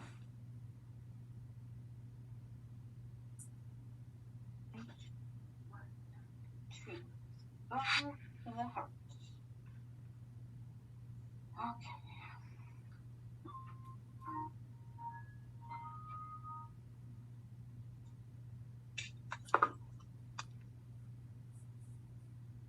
now these are not the fabrics I'm going to use, but I will show you how to do the squares. I'm going to show you my tree, Eileen. Yeah, that's it.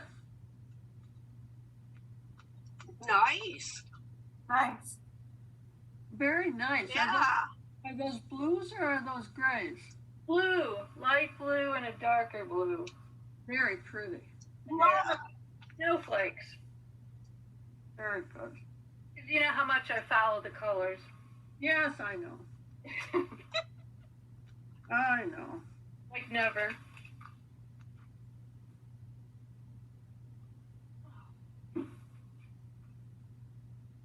Okay. All right.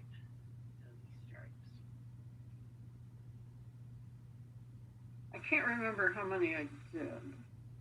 1, 2, 1, 2, 3.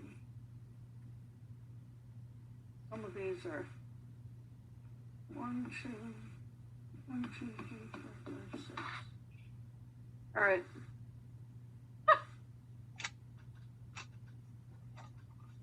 One, two. 1, 2, 3, 4, 5, 6. 1, 2, 3, 4. Well, okay. When you do the squares, ladies, what I'm trying to show you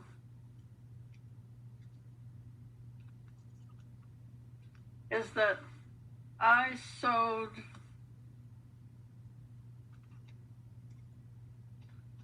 I'm gonna cut this off over here. Okay, so I guess I sewed about 18 inches maybe. I cut 18 inches or 21 inches. And then I just did red, white, red, white, red, white, red, white with whatever fabrics. These are not the fabrics I'm going to use because I've got different fabrics in this tree. But once you sew these are 1.5 inch strips. Once you sew those together, you're going to discover then that I think you need 11 in the pattern here. You're going to count that you need 11 of whites and 11 reds.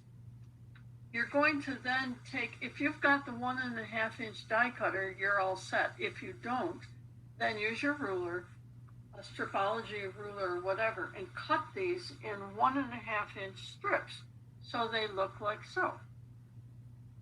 Mm-hmm.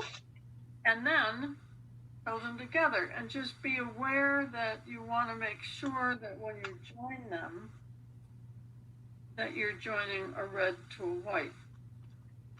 And then I counted them and I had, say I need 11 of each. So I've got 1, 2, 3, 4, 5, 6, 7, 8, 9, 10, 11.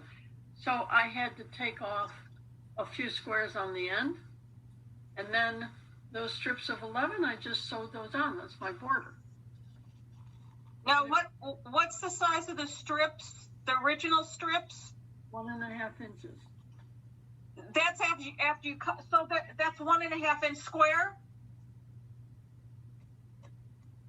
So these end up 1.5 inch squares. Yes. Okay. Yes. Because what you're going to do after you sew the strips together is cut them this way 1.5 inches.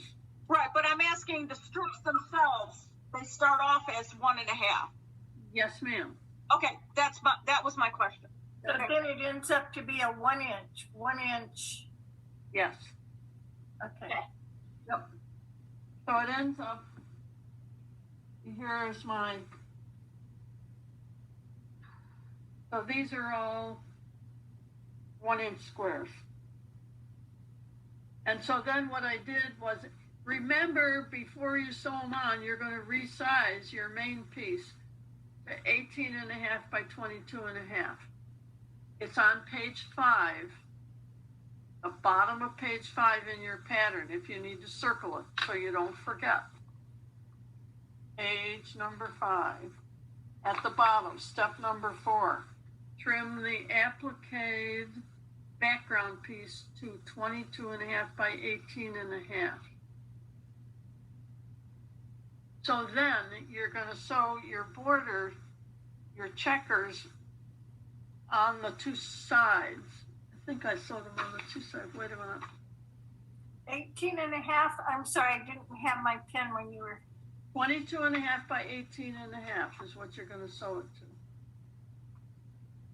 to. Page 5. Bottom of page 5. Oh, I guess I sewed the top, and they have you sew the top and the bottom border on first, and that's all on page 6. But you see, they have you sew all those little squares together. I do not. Well, that seems much easier what you did. Oh my gosh, it's much easier. So I'm sorry, I'm not very good at the cutting. So you sew the red to the white, and then you just cut them in 1.5 inches. Is that correct? Yes, so the strips are all 1.5 inches. And I would cut them maybe, I don't know what I did. Can't remember. But cut them about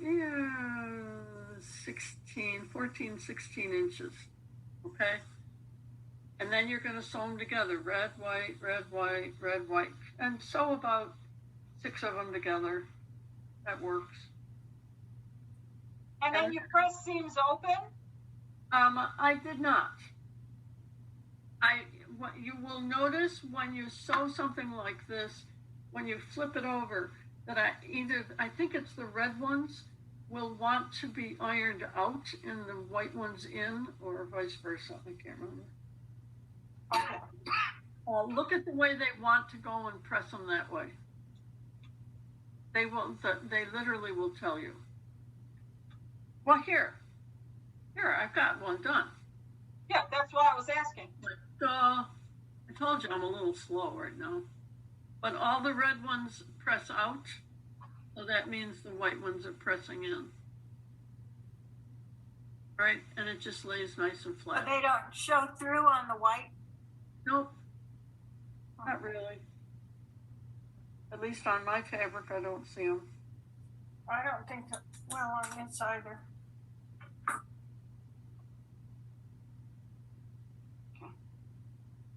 So, just Sandy, it's 1.5 inch strips, and then just short strips. They don't have to be great big long ones, like maybe 14, 16 inches long. Okay.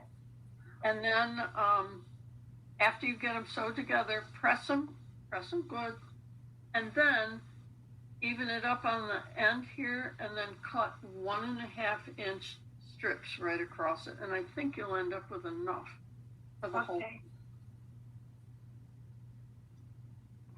And then just so you know, on page 7, it shows you then that they're going to take a 2.5 inch white background strip, and they're going to sew those on the outside edges. That's your final border. But I am going to tell you, do not cut those outside border pieces ahead of time to their measurements. Wait until you get your tree with your red and white checkered border on, and then measure to find out how wide you want the end strips, because it may not be 2.5 by 20.5. It may be 2.5 by 19.5 or by 21. You know, it just depends on how your stitching goes. And the other thing is, where it says 2.5 by 28.5 white strips, measure right down the middle of your quilt, and then that's the measurement you're going to cut that white strip at. Okay? I learned the hard way as a beginner sewer. Never cut your borders to the measurement they give you, because you are different than they do. And the measurement may be totally different. I always do a victory dance when my measurement comes out the same as theirs. It's like, wow, we agree this time. I'll tell you, very seldom, it's like the 22.5. Is that what this was supposed to be, 22.5? The background, I can't remember, what was it supposed to be? On the bottom of page 5, eventually you're going to trim it to 20.5 by 18.5. It was supposed to be 23.5 when we cut it. Well, when I measured it afterwards, it came out to about 23 and more than a fourth, but it didn't. I don't know how I cut, but it's never accurate. Yeah. Well, when you go to resize it to that 22.5 by 18.5, be real careful. Hold it right down the middle if you can. Okay. And you know, it's one of those things where you want to measure twice or 3 times before you cut it. Yeah.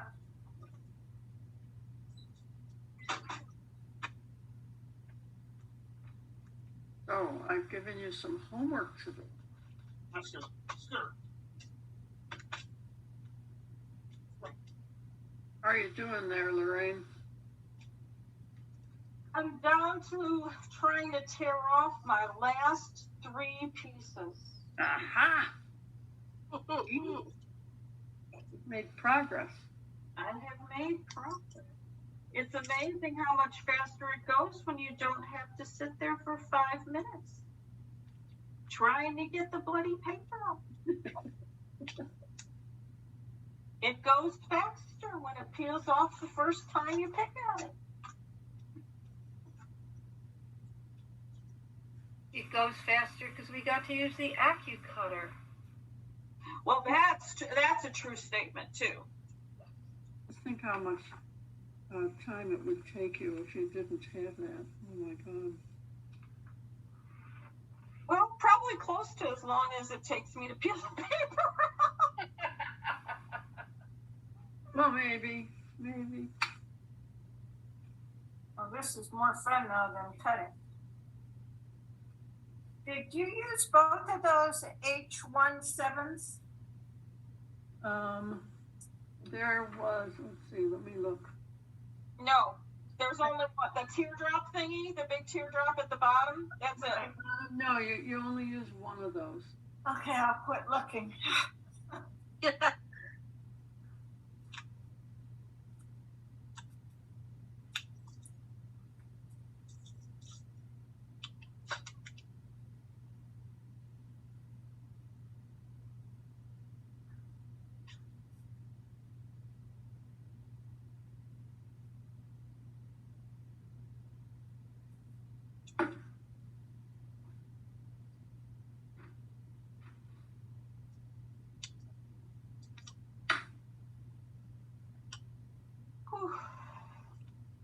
So this is the kind of thing where once you get that stuck on there, then the next step is to stitch everything on. And, you know, I figure like, oh, that'll do sometime this next week. Now, any recommendations on the star? How do you mean? If you don't have the Accuquilt cutter. Okay. Well, what I did was I took my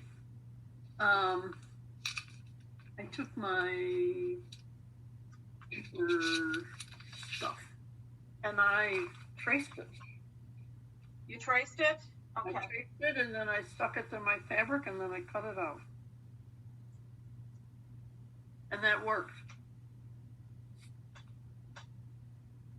And now I'm trying to figure out what beautiful thing I can make out of these shapes that I've got.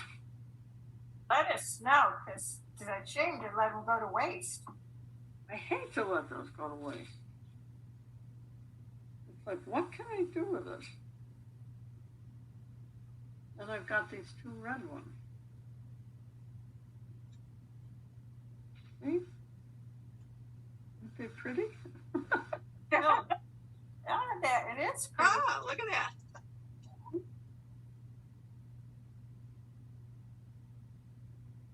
Do a reverse. Yeah, they're a mirror image of each other. Yeah. Oh, using negative space, you mean? Yeah, that'd be a great idea.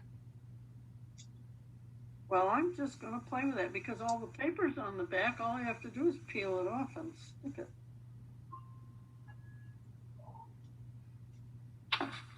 Very cool. I think I will transport it home by putting it between my 2 dies.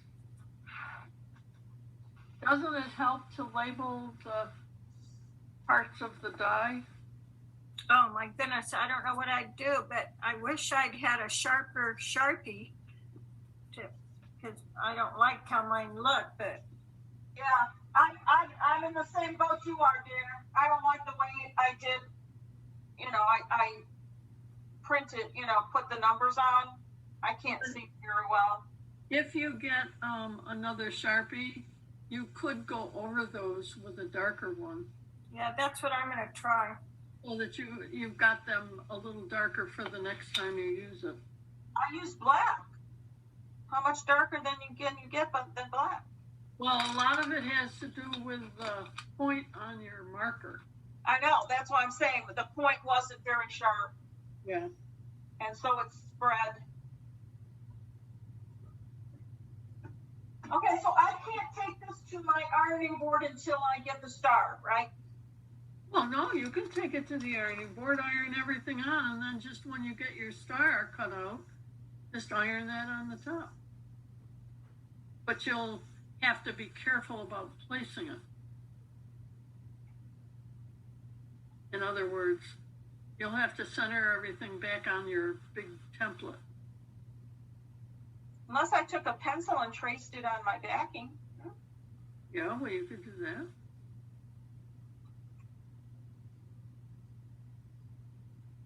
I'm just full of ideas tonight. You are. You know what? Just keep thinking that creatively.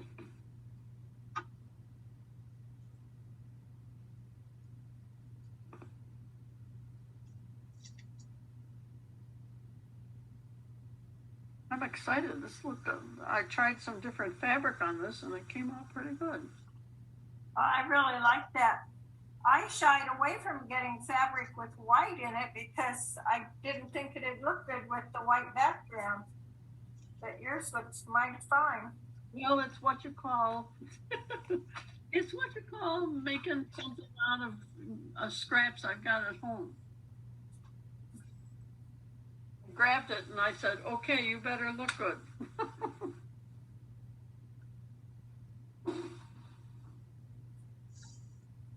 Did anyone lose? Oh, there it is. I was gonna say I lost a piece.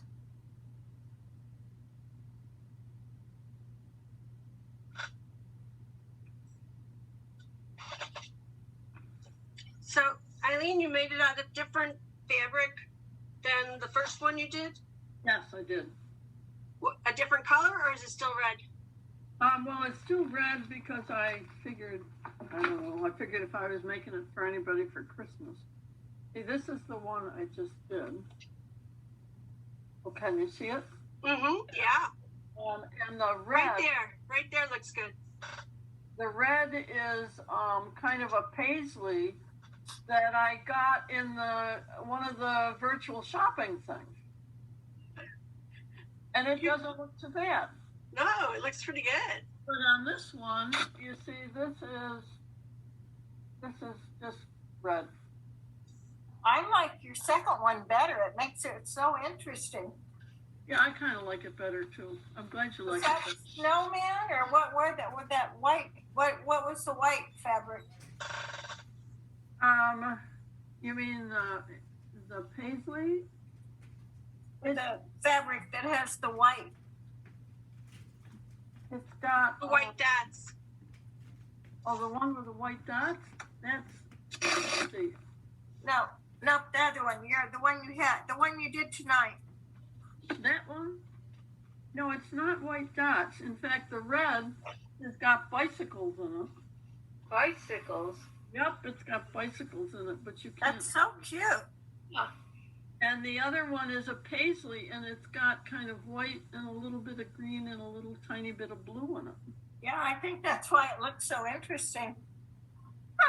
Found some white fabric, a white on white fabric, and the that background design are flamingos. How cute. Very good. That'd be cute. You could do anything with this. I've thought about making it out of I have a lot of Kim Deal fabrics in my house, like quilts and things, and I've thought about making one of these out of Kim Deal fabric scraps that I've got. It might look pretty.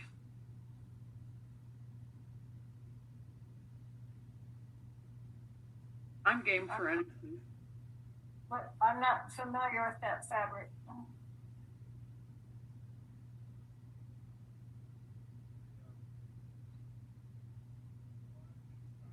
I want to make, I was telling Sandy that I'm also going to do eventually the wreath class, the wreath pattern that goes with this dye? That'll be another class in a month or so. Oh, that'd be great.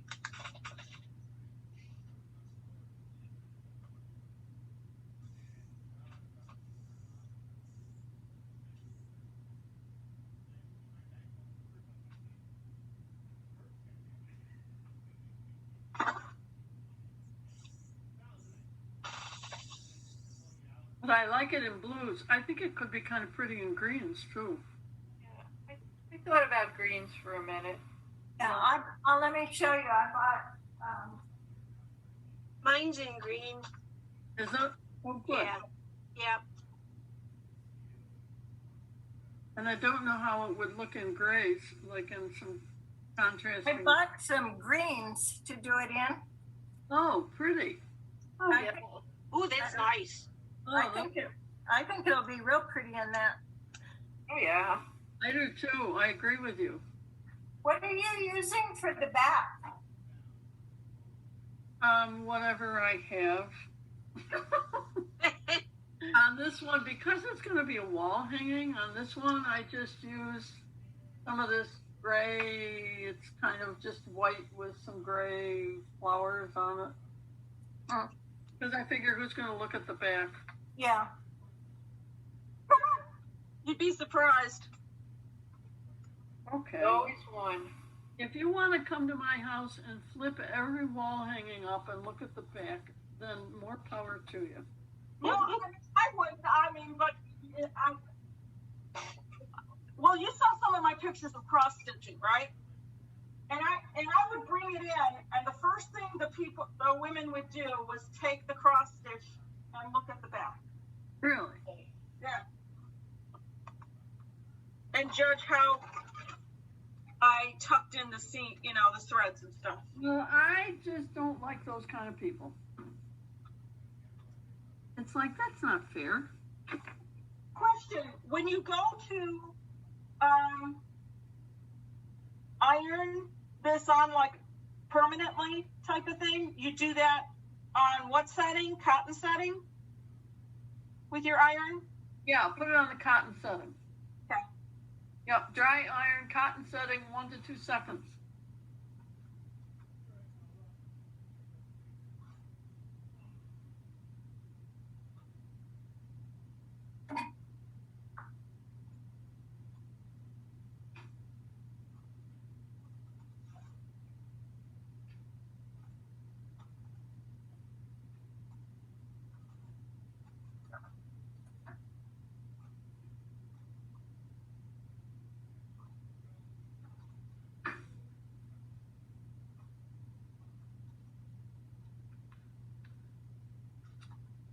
Kind of like putting a puzzle together.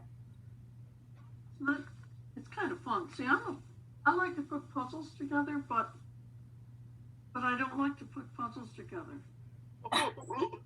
Well, when you put a puzzle together, you have to take it and put it all back in the box. I like to be able to put a puzzle together like this and have it look at afterwards. I've been known if I really liked the puzzle, I would put Mod Podge over it. Oh, you do that? Well, I don't do puzzles anymore, but in the day when I did, but I was kind of like you. I didn't want to take it all apart afterwards, so then I made sure I only bought puzzles that I liked. Yep, Okay, you want to see mine without the star? I do. Ah, Nice. Nice. Yep. I love it. Now, are those reds or are those browns? Reds. Very pretty. That's really nice. Thank you, hon. That looks beautiful. Mm-hmm. Are you going to keep it? Oh, yeah, absolutely. You know, it's okay to keep some things for yourself. I try to once in a while.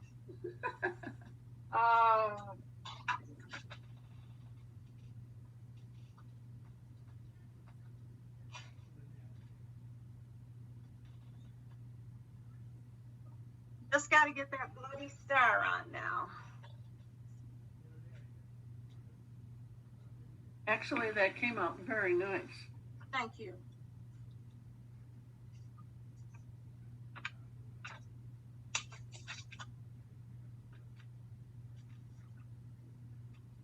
Okay, Dr. Jim, you have to move. Next.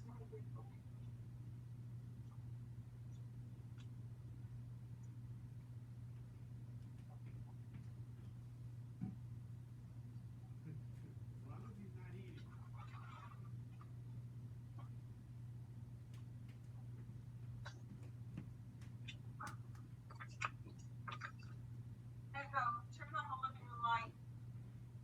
Let's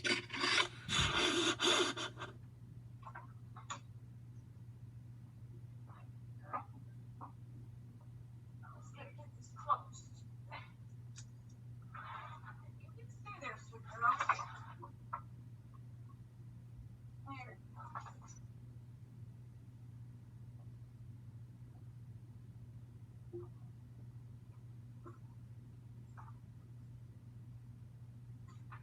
Okay.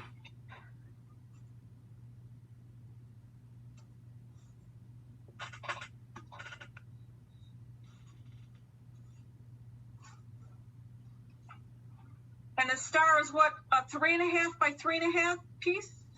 Yeah, cut it out of a 3.5-inch square. Okay. Yep. Now I've lost the pattern. Oh, no. It's somewhere in this mess, somewhere. Oh, Did you use different fabric for the star? I did. I'm going to as well. Yeah. If I can find the pattern. Did I see yours again, Eileen, to see your star? You want to see it? Yeah.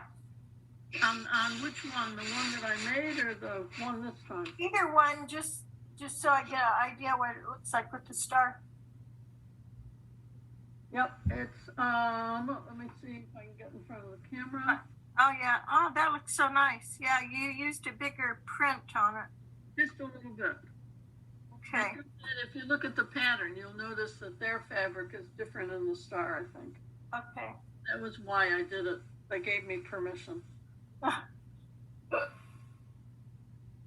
They made that decision for me, so I didn't have to make it.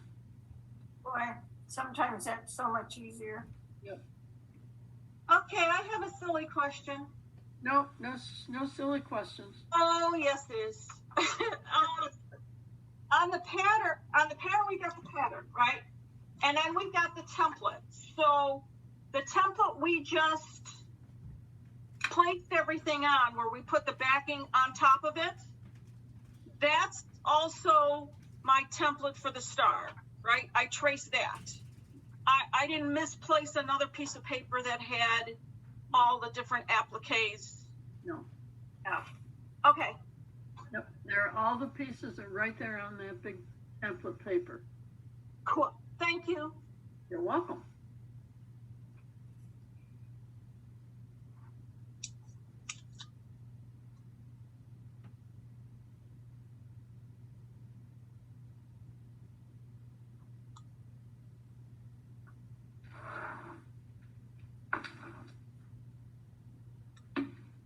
How am I going to do this?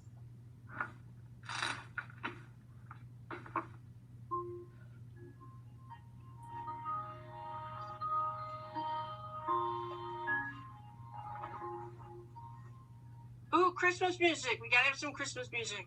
Yeah. You go.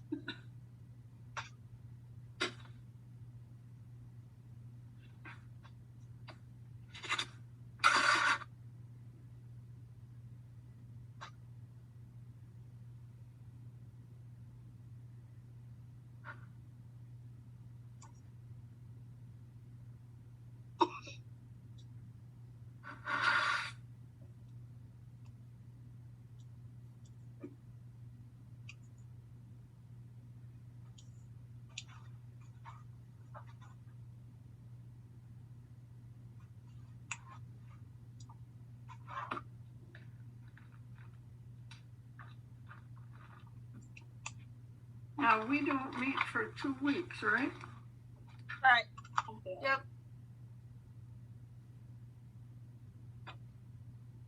Well, that gives us plenty of time.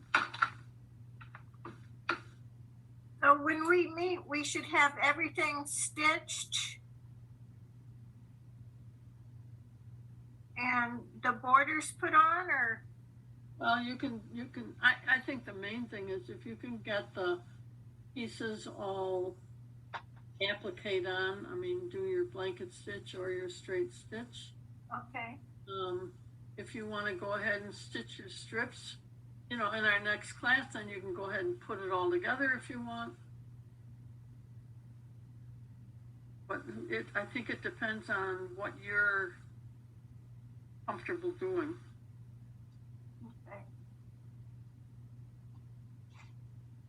Now, if you all come to class next time with the thing completely done, then we can chitter chat for a while and say goodnight. Aren't you funny? I don't think that'll happen in my house.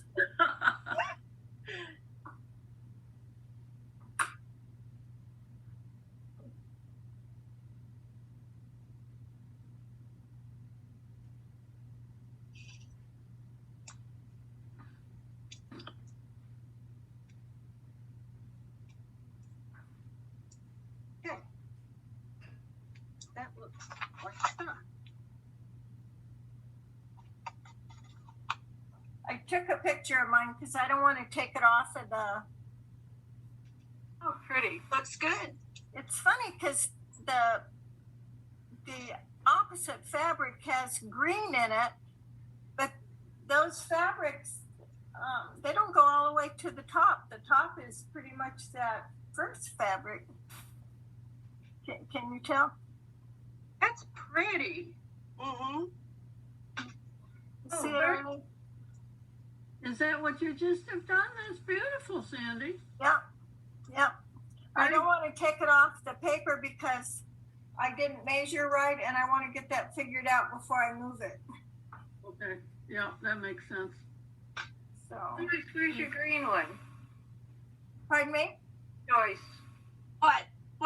Where's yours? You said it was green? Yeah, but I don't have enough on it yet. Oh. Well, that's all right. Then we have that to look forward to for next time. Yes.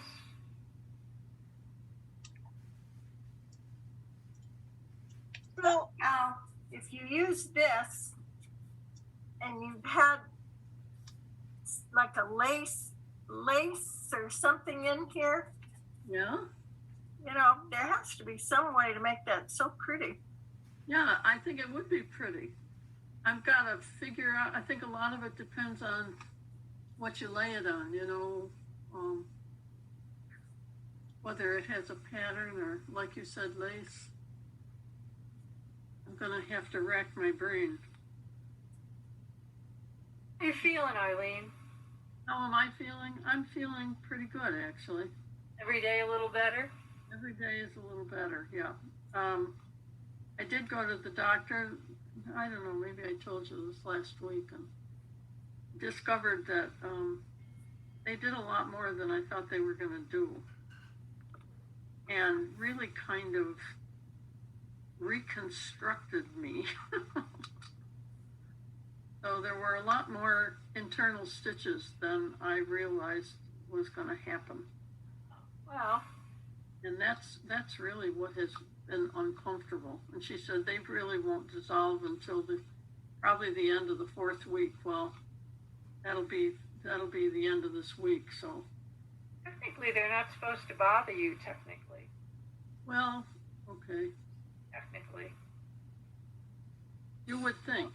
When I had a C-section, and they do a lot of internal stitching also, there was one place that just hurt. I mean, for months afterwards. I hate to say that to you, but it eventually went away because I kept going back and saying something's wrong here, and they said no. Yeah. Well, that- it's pretty good. It's he did an internal exam, and I said, "Oh my God, you're killing me." Oh yeah. He says, "Well, everything looks good," and I said, "Well, everything looks good," and she says, "Well, you have a lot of stitches, so I guess all up and down the inside of my vagina, I got stitches." Well, look at it this way, Eileen. You're not having any more children. Oh, I know that, thank goodness. But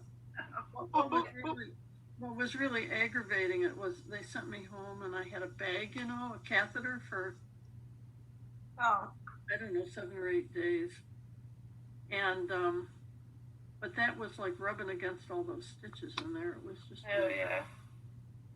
and then taking that out is oh. And you think to yourself, boy, on a long car trip, this would be great. Well, the other thing that I really have kind of discovered is that apparently my what they call electrolytes have been screwed up, Oh yeah. which is why I was feeling so lightheaded for so long. Hmm. So I have been drinking mixing drink, having water, but that with electrolytes. But I'm also having like a little Gatorade here and there, and that seems to be really, really helping. Yes. You know how they invented Gatorade? They invented it, I think it was the University of Miami. Mm-hmm. It's really hot in Florida when they played football in college. So they noticed they were getting dehydrated, so they came up with Gatorade as a replenishment. It has electrolytes in it. Yeah. That's how the world of Gatorade came about. Well, she says don't just drink Gatorade. No, it's got too much, a little too much sodium, I think.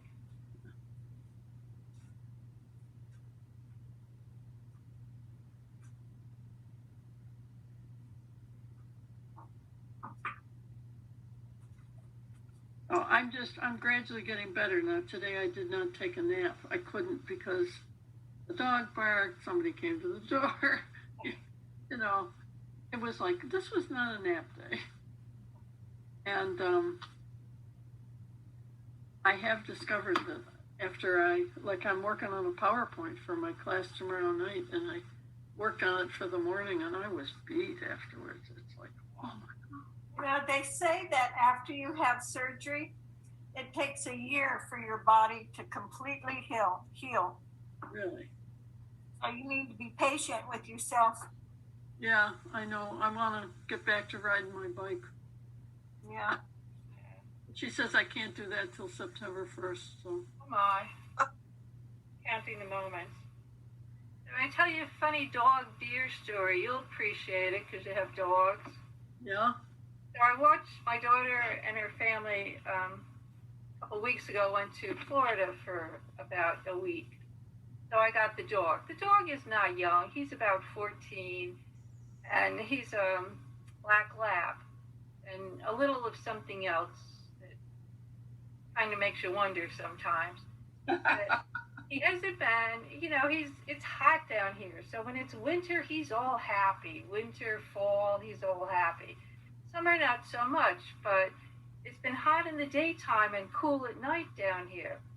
So we went out for our 10 o'clock walk this one night, and we have some fig trees in front of the house, big bushy fig trees. And behind it is a deer, and the dog sees the deer. I have the leash in my hand. He whips the leash out of my hand, pulls me down flat-faced onto the ground. Oh. Runs after the deer, and I'm like, oh my God, he doesn't know where he's going. 10 o'clock at night. 10 o'clock at night, and we have, a few street lights, but not a lot, but God bless his little heart, he came back. So I was telling my daughter, she goes, he hasn't had that much exercise in years. I said, I'm telling you, he took off. No one would have known if I was never able to get up out there because you couldn't see me on the ground, Well, I'm so glad you weren't hurt, though. I have two, like a knee and a half that are replaced, and I have my back surgery, so it's like, well, I made it up. He took me right out of my shoes because I wear those slip-on easy spirits right out of the shoes. Oh, He's a little stronger than I thought he was.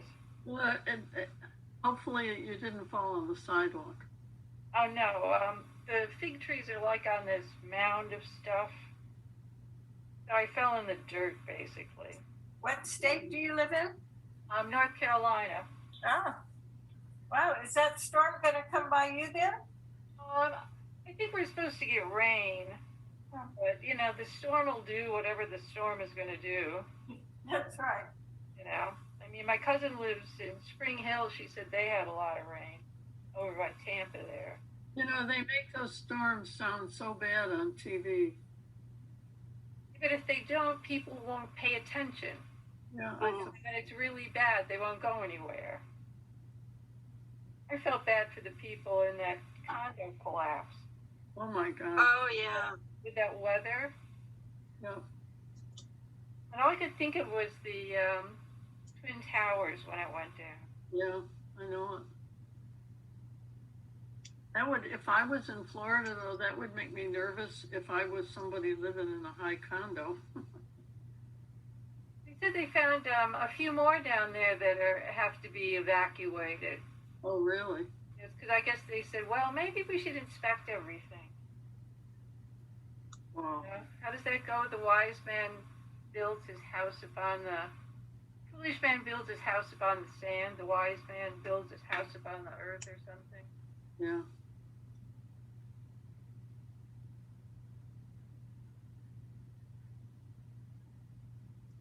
Oh well. So, Lorraine, are you still there? I have cut my star out. Just did it. Oh, okay. So yeah, you remember, I'm not very good at cutting and pasting. It's just not my forte.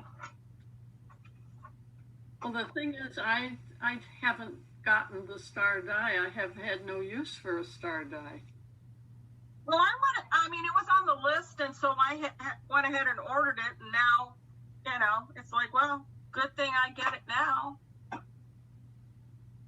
I won't need it. But I'm sure there's plenty of other star projects I'm going to want to do. Yeah. Oh, I eventually will need to get it too. Now the problem is I have to tear the paper off again. We will cheer for you. Oh, God. Oh my God. The microwave dish one instead of a star.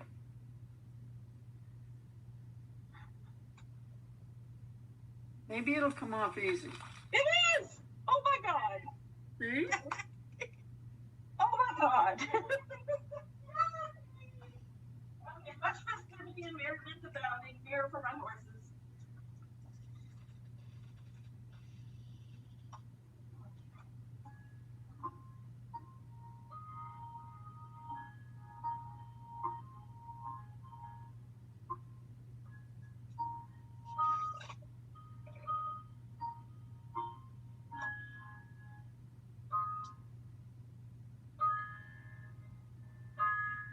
I'm gonna leave because I have to go eat. I'm starving.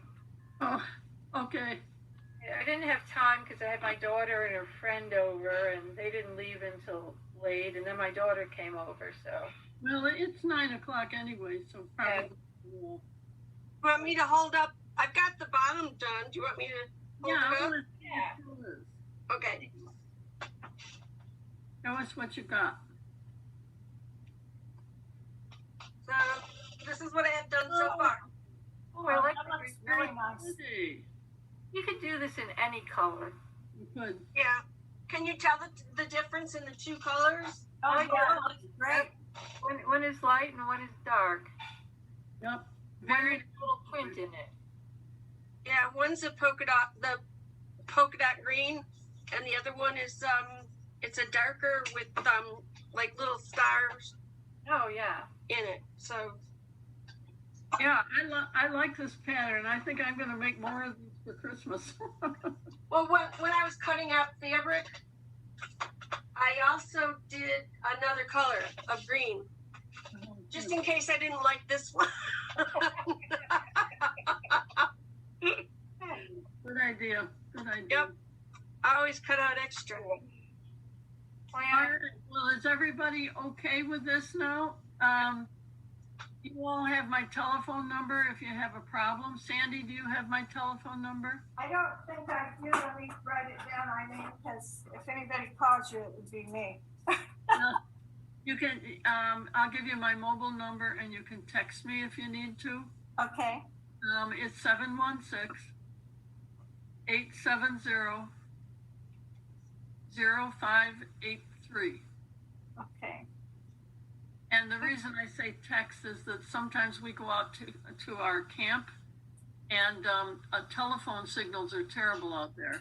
Okay. You wouldn't hear me and I wouldn't hear you, but you can text me and that goes through just fine. So. Well, I won't bother you unless I absolutely have no other way. Okay.